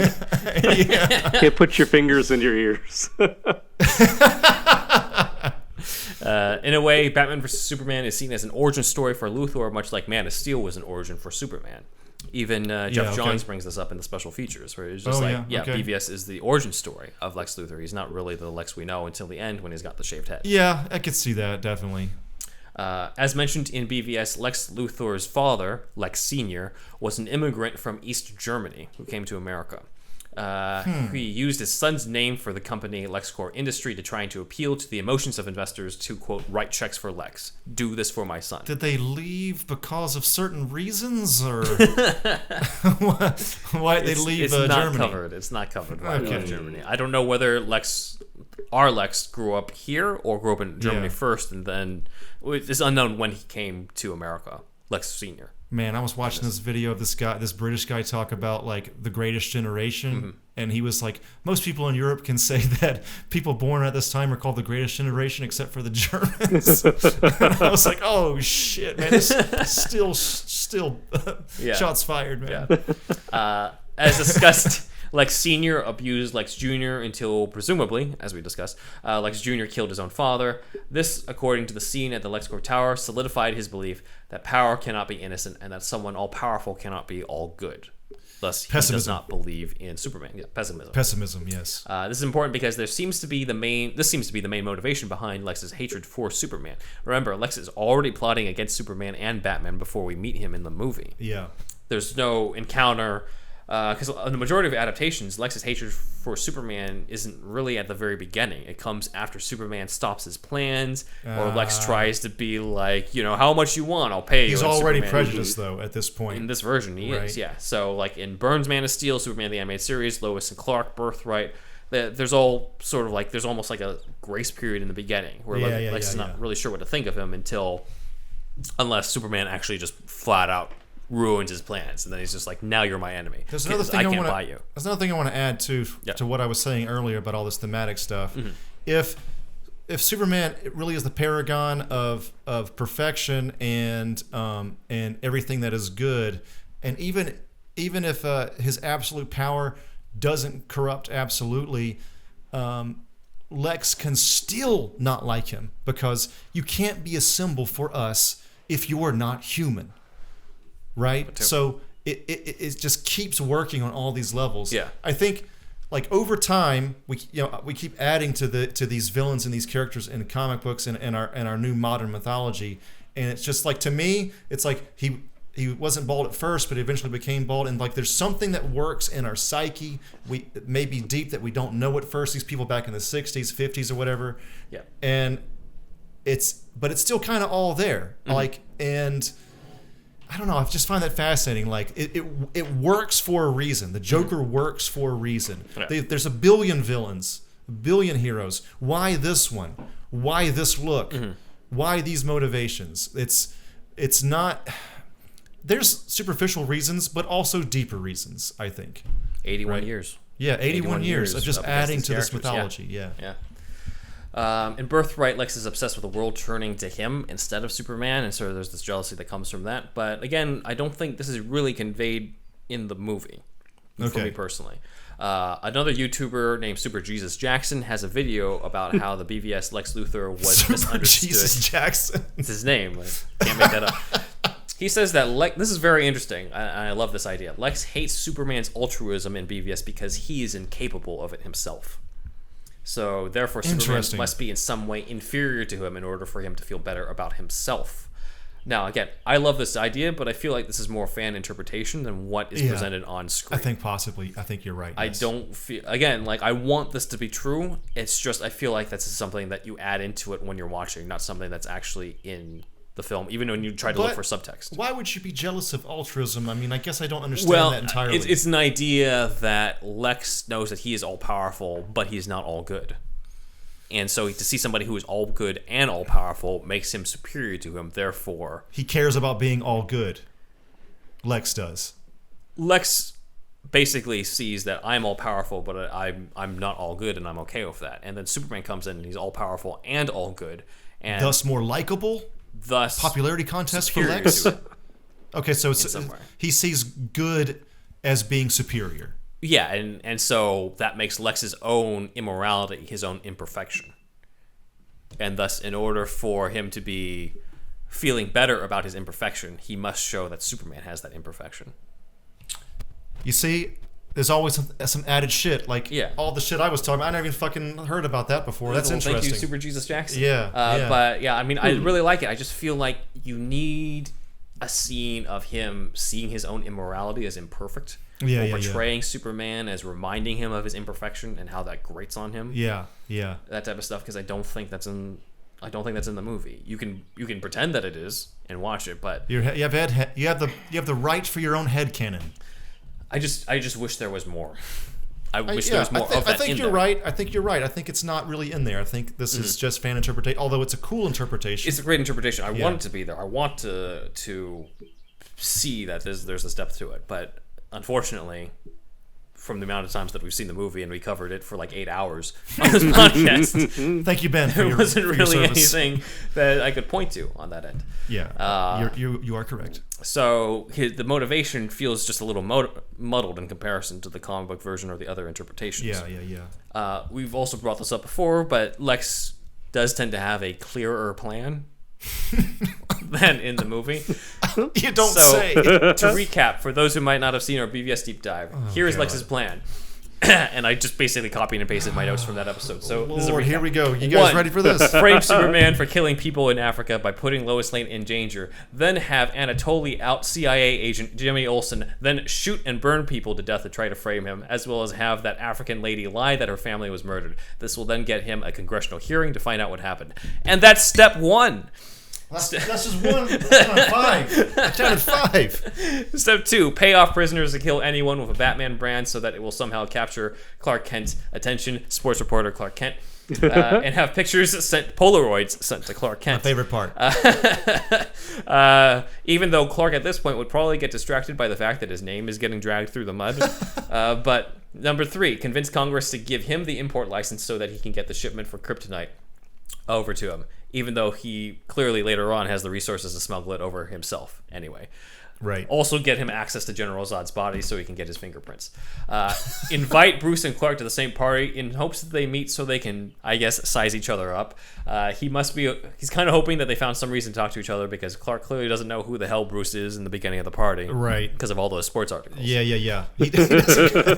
He's covering Gotham football and shit, man. Recruit Wallace Keith into being an accidental suicide bomber and witness to the congressional hearing to make Superman look bad for not stopping a bombing. Okay. In case the wheelchair and lead so Superman doesn't know how to stop it, and then blow it up as revenge on the Senators and make Superman look bad. Then send fake messages on behalf of Wallace Keith to Bruce Wayne saying, you let your family die, so Bruce would then be sent over the edge, being triggered based off of his trauma of his parents getting killed, and project that trauma onto Superman and want to fight Superman and steal the kryptonite from Lex. Next, kidnap Martha Kent and Lois Lane to convince Clark to fight Batman to the death. Maybe he potentially thought the prison stuff was going to work earlier in making Superman fight Batman, but why would he even need to do the prison stuff if he was already going to do this? Just for shits and giggles. I guess so. He also needs the hope that Superman doesn't explain this to Batman in the fight, that they took my mom. It could have been so avoidable. Then he creates Doomsday from Zod's body in case Batman fails. He does say that Doomsday bends to his will, but does that mean he was going to kill Doomsday if Batman succeeded? Because he doesn't really need Doomsday after Superman's dead. That's true, yes. So... That is the complicated plot of BVS. Again, like as we brought up, we have appreciation for BVS. We do love Snyder. It's just that this plan could have been simpler. I mean, we sucked Snyder's dick so hard in Zack Snyder's We're still covering Justice the League. Snyderverse. But with BVS, it was a little harder to unzip said dick. Yeah, and it's let's put it that way.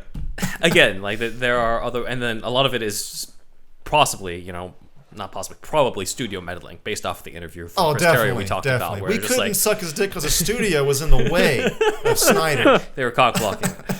Literally cock blocking. Because Terrio was just like, you guys wanted Batman to brand people.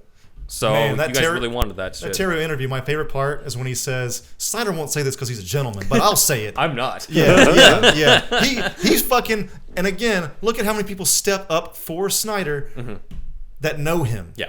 Exactly. Everybody, dude. Fucking everybody, man. I swear, we're not trying to turn this into We Love Snyder podcast, but it's just... I mean, we're too late now. We've pretty much too late. Him since, February. If you want to see us against Snyder, watch BVS coverage, but...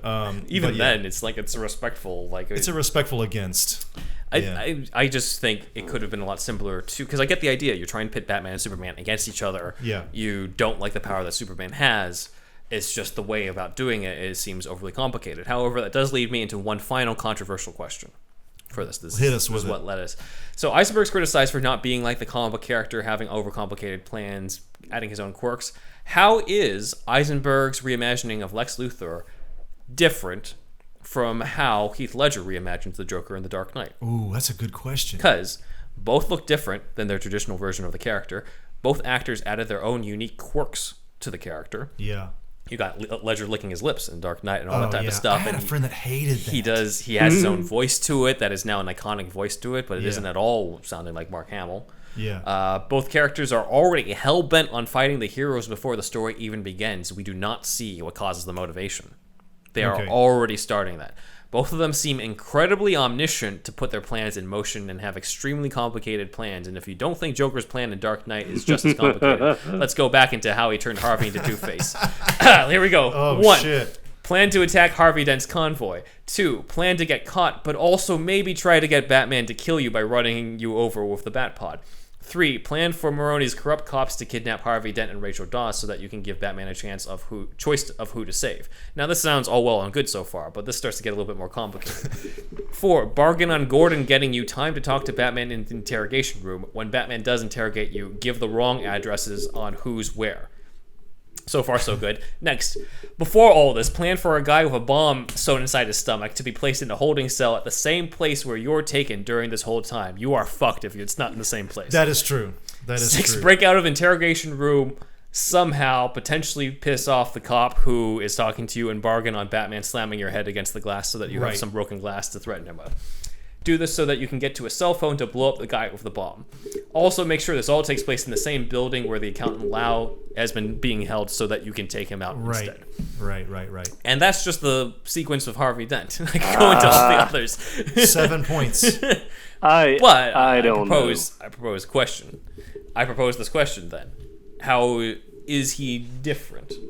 All right. I'm not saying that they are exactly the same. I'm asking how are they different, because there's a lot of actual similarities here. Like, what's a good way to adapt and what's a bad way to adapt as an actor or as a screenwriter or both? It's subjective in terms of what was, where does Eisenberg fall on this? Take it away, Zack. I'm glad you're answering first. Thank goodness. All right. I just love Heath Ledger's version so much that I do have to defend him a little bit. Right. I think it is more acceptable, number one, for that to be a new interpretation because the Joker doesn't seem as concrete in the comics. I mean, even before then, his personality had changed quite a bit to fit the time period that he was in. So I feel like there's a little bit more room for variety there. And I also think that Ledger's Joker, even though he seems like he's planning a lot, I also feel like he kind of just goes along with whatever is happening. Like if something happens, then he'll come up with like some more plans to go along with that. It just doesn't seem like he's banking on everything to be a success.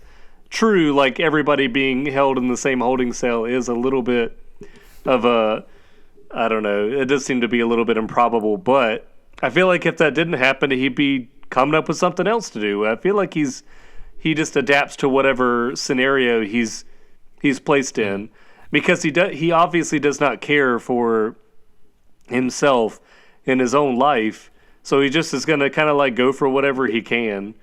So I'll say that, and I do feel like that's why his version is much more palatable and acceptable to audiences, because it's like he's this idea. It's like I think Nolan said he's like the shark in Jaws, where he's just like this force of nature.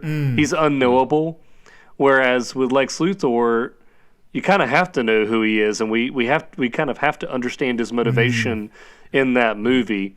And Lex Luthor throughout his 81 years has had, I think, less different interpretations, less of a number of interpretations of his personality and his character as Joker has. So I think that's why it's more difficult for people to accept Eisenberg as Luthor.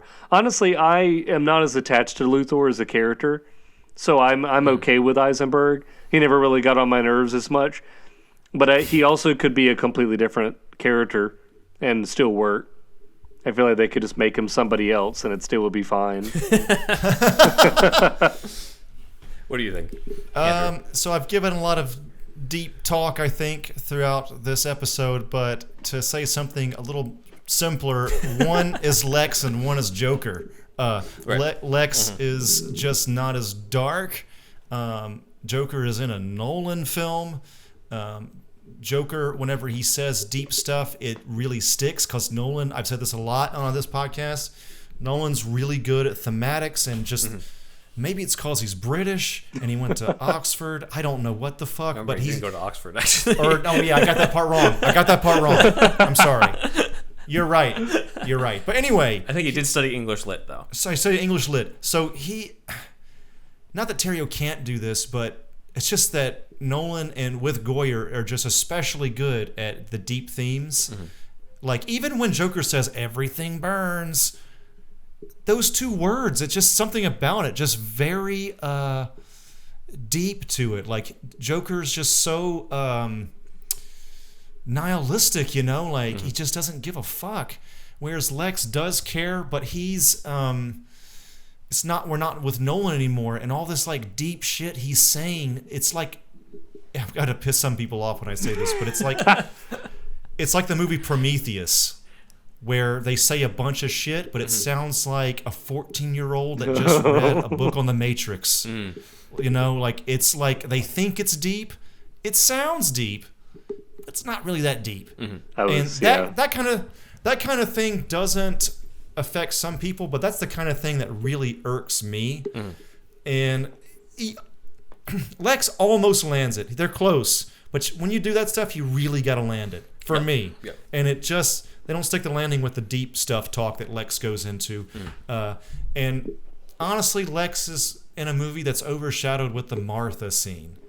And I know that's outside of what Lex... Well, it's connected, right? But Lex, this version of Lex on top of the twitches is just part of that movie. And that's it. I mean, I don't know. I guess that's all I have to say about that. Maybe it's hard to take him seriously too because of his tics and like his the over the top kind of performance going on. Any kind of attempt to have like a deeper meaning to what he's saying or being philosophical it just doesn't come off as strong. I don't think. Yeah, all the talk about the theatrics and every kind of like thematic thing is done so well in Batman Begins, and like the force of an immovable object versus an unstoppable force of nature. This thematic element that they say in a line at the end of Dark Knight, it's just everything about that is perfect to me, and I think to a lot of Batman fans. And I don't know why there's such a sticking point for me, but it is. It is because they try it and they fail in BVS. Right, because I bring this up because it hit me last night to add this part in to be like, well, this is an interesting discussion because a lot of stuff that we criticize Eisenberg for, stuff that we praise for Ledger's Joker, and I think part of that is absolutely what you guys have said, where it's like, it's a different character. Yeah. The Joker being this sort of unknowable force is something that we found more acceptable in it because of the nature of that character, as opposed to Lex Luthor, who is a human who wants to go up against an alien, and seemingly is a little bit more of an ordinary human in some ways than Joker, because he's not in makeup and all that type of stuff. And yet seems to have the super ability to come up with all these plans and all these things, and know everybody's secret identity. And there's also the feeling of people walking out of the theater from Dark Knight being like, that was incredible with Heath Ledger, and then other people walking out of BVS with Eisenberg being like, what the fuck? So I think some of that is him being explained just enough in Dark Knight 2 helps a lot, I think. Like with the Jaws comparison, I think Ebert even said in his review that Joker shows up just enough. They don't overshow him. Whereas with Lex, I mean, it might be a little too much, but it's not too played much. out. It's not played out the same way. Yeah, he's not a force of nature. He's not mysterious. Not quite shown the same in terms of force of nature. Yeah. And then there's also what I was talking about earlier, where there's an element of more of a moral ambiguity to Lex, where Joker's obviously a villain who revels in being evil, chaotic evil. On D&D nihilistic chart. part. But Lex is someone who sees himself as the hero, lawful evil. So when you remove that aspect, when you make him a little bit less morally ambiguous and just more flat out villain, it does seem like you lose something, even though a lot of the stuff that they're doing is, on paper, as I've talked about, very similar to what Heath Ledger did with the Joker in The Dark Knight. But I would say overall, if I were to sum this up with final thoughts, my verdict of this is, based off of our discussion today, Jesse Eisenberg is absolutely Lex Luthor, in terms of all the different stuff we talked about with the comic elements and all the things that add to it, from the red hair to his plans, except for the jar of piss, of elements of the character stemming back from the 1940. But I'd say you can have subjective criticisms on the motivation and the plans and how well that was executed, as well as Eisenberg's own performance himself. It's sort of up to you in terms of deciding whether that was well done or not, and where you lie on that scale. I'd say it's an interesting take on the character. Not my favorite overall, but you can't really say that he's not Lex Luthor. Oh, he's definitely Lex Luthor. Although, Zach, you go first with final thoughts, correct? Yeah. Well, I guess like you said, I don't hate this version of Lex. Honestly, even though the first time I saw Batman vs. Superman was disappointing, Lex was not one of the things I was disappointed in. I was kind of like, I found him interesting because really, I am not like the biggest fan of Gene Hackman in Superman, in the first Superman movies. It's kind of just like a little bit boring to me. So that might be sacrilege to say. And I remember, greatest criminal mind of our time. He's not the best part of Superman 78. No, let's put it that way. And I also found like Kevin Spacey to be like, he's just all right. I never found Lex Luthor to be that interesting of a villain because, as you know, I'm a Batman fan and I like the freakish villains the most because it's like they're very nut jobs. They're very interesting to look at, and I find their psychological profiles to be very interesting. So when I saw Batman versus Superman, I was like, oh, Lex is kind of different here. He's kind of interesting. So, I thought that was something that was different, and it is interesting now to hear from Ben where all the influences may have come from to develop this version of Lex. So again, I'm still, I wouldn't say like I'm a super fan of this Lex, but I don't hate him. I think he's very interesting. Definitely was a different take. So I still say I like this version more than other people hate this version. Andrew, did this episode change your mind in any way?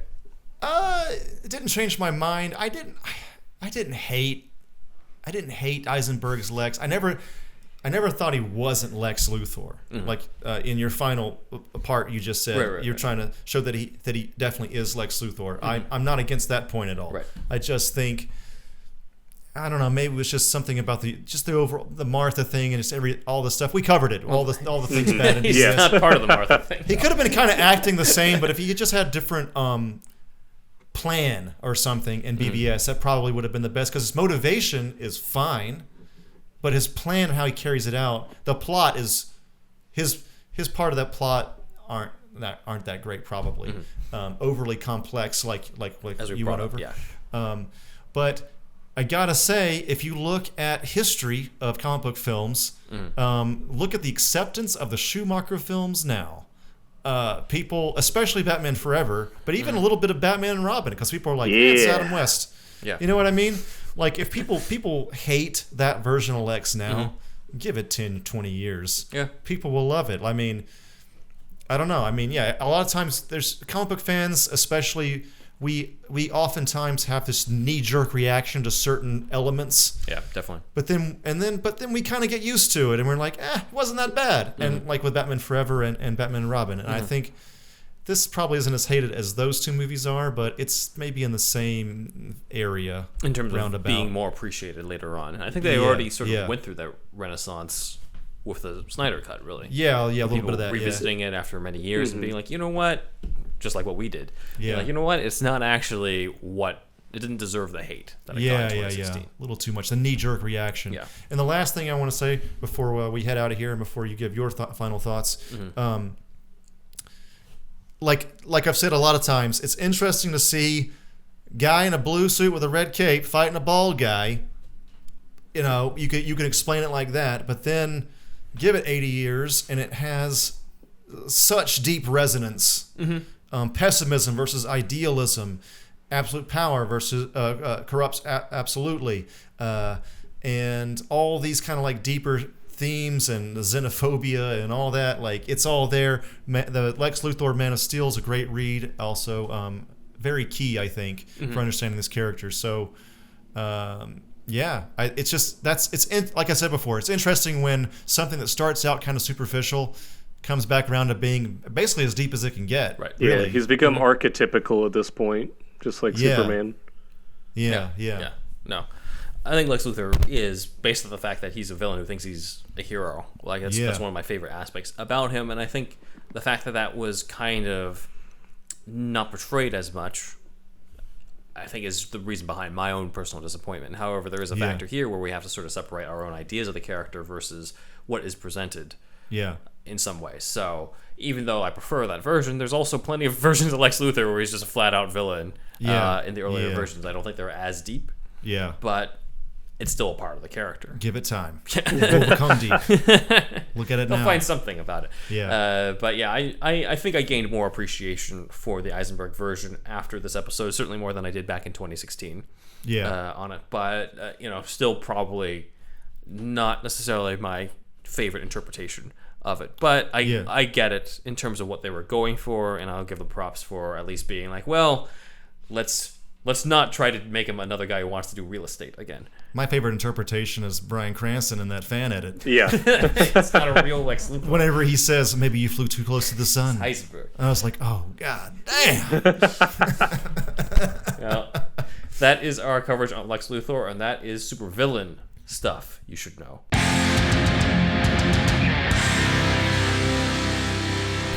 We got a comment from Darkseid. He's finally got a YouTube account.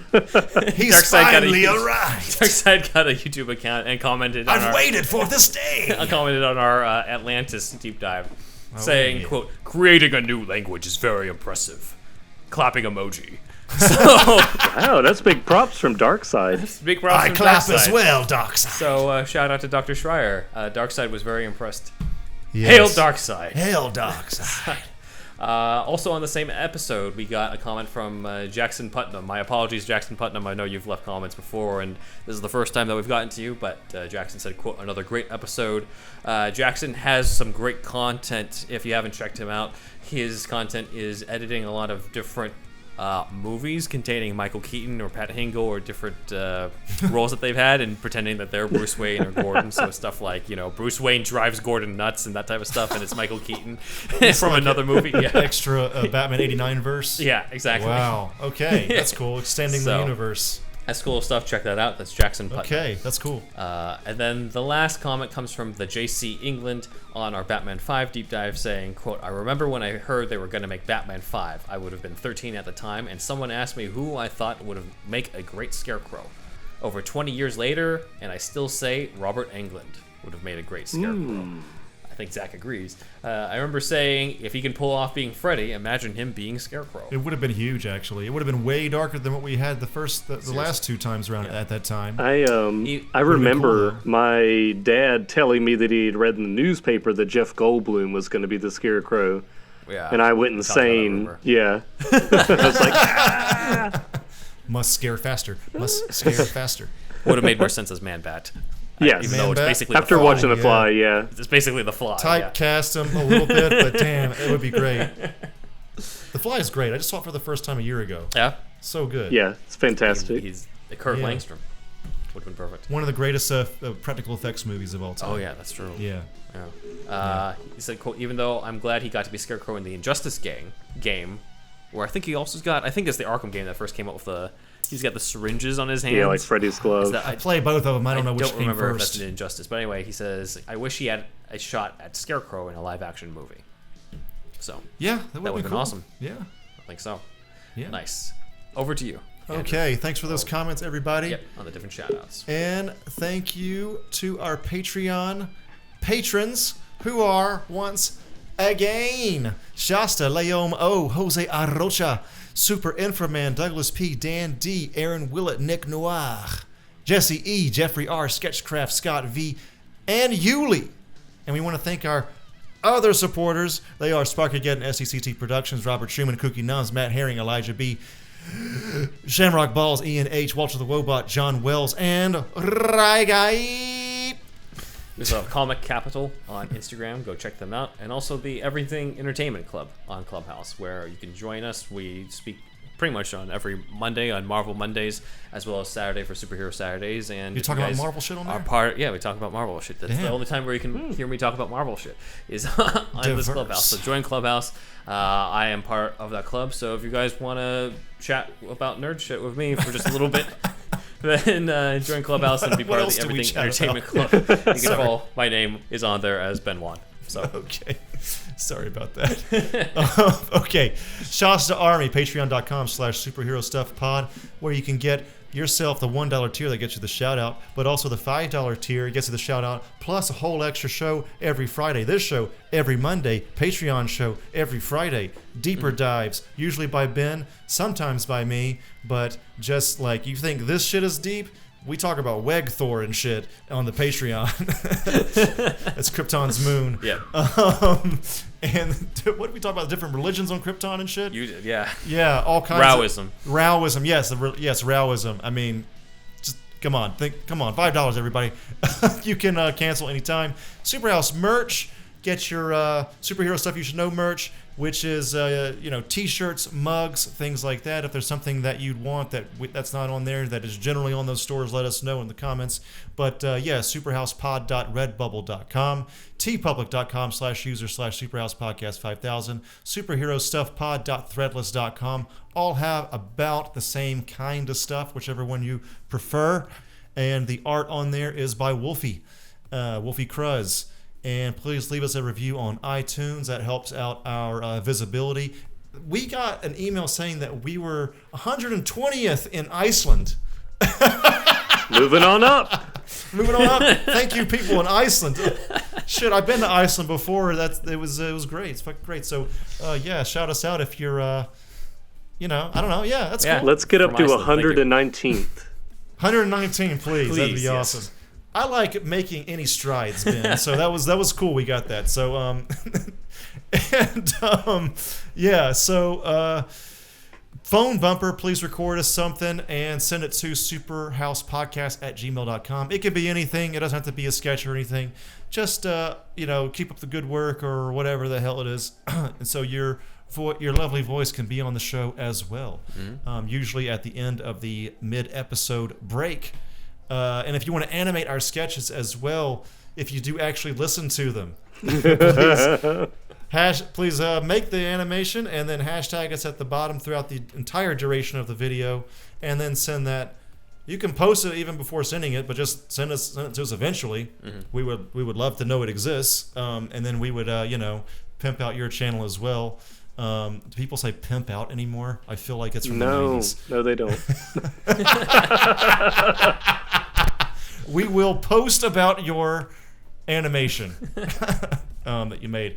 Okay, so I'm Thunderwolf Drew on Instagram and Twitter and TikTok, and ThunderwolfLives.com, and Thunderwolf Lives on YouTube. Ben. We're also on TikTok, aren't we? We're also on TikTok. Superhero Stuff Pod. That is true. I should add that to our fucking list. We're also on Twitter at SuperhousePod. We're on Instagram at Superhero Stuff Pod, which is how we know Zack. And we're on Vero. Find us at Superhero Stuff Pod. We have 2 followers as of this recording. Wow. So we have raised our following by 100%. See, Ben, trying to contact Snyder every day. I just need to know, how did Lex kill his father? Yeah. Can't go on. Did he shove him out the window like in Smallville? Did he cut the brakes on the car like in Post-Crisis? I have to know. Everyone else wants to know about your other cuts. I don't care about that. I only care about this. We know about the cuts. We already know about the other shit. Yeah. My website is benwanwriter.com. My channel on YouTube is in the description below. You can also check out Early Bird, my kids comic, at earl-e-bird.com, which is where you can purchase it. My personal Instagram is at benwanwriter. My son's Instagram, my cat Alfie, is on Alfie Pennyworth Cat, which leads me to saying that we are affiliates with Whiskerbox. Indeed.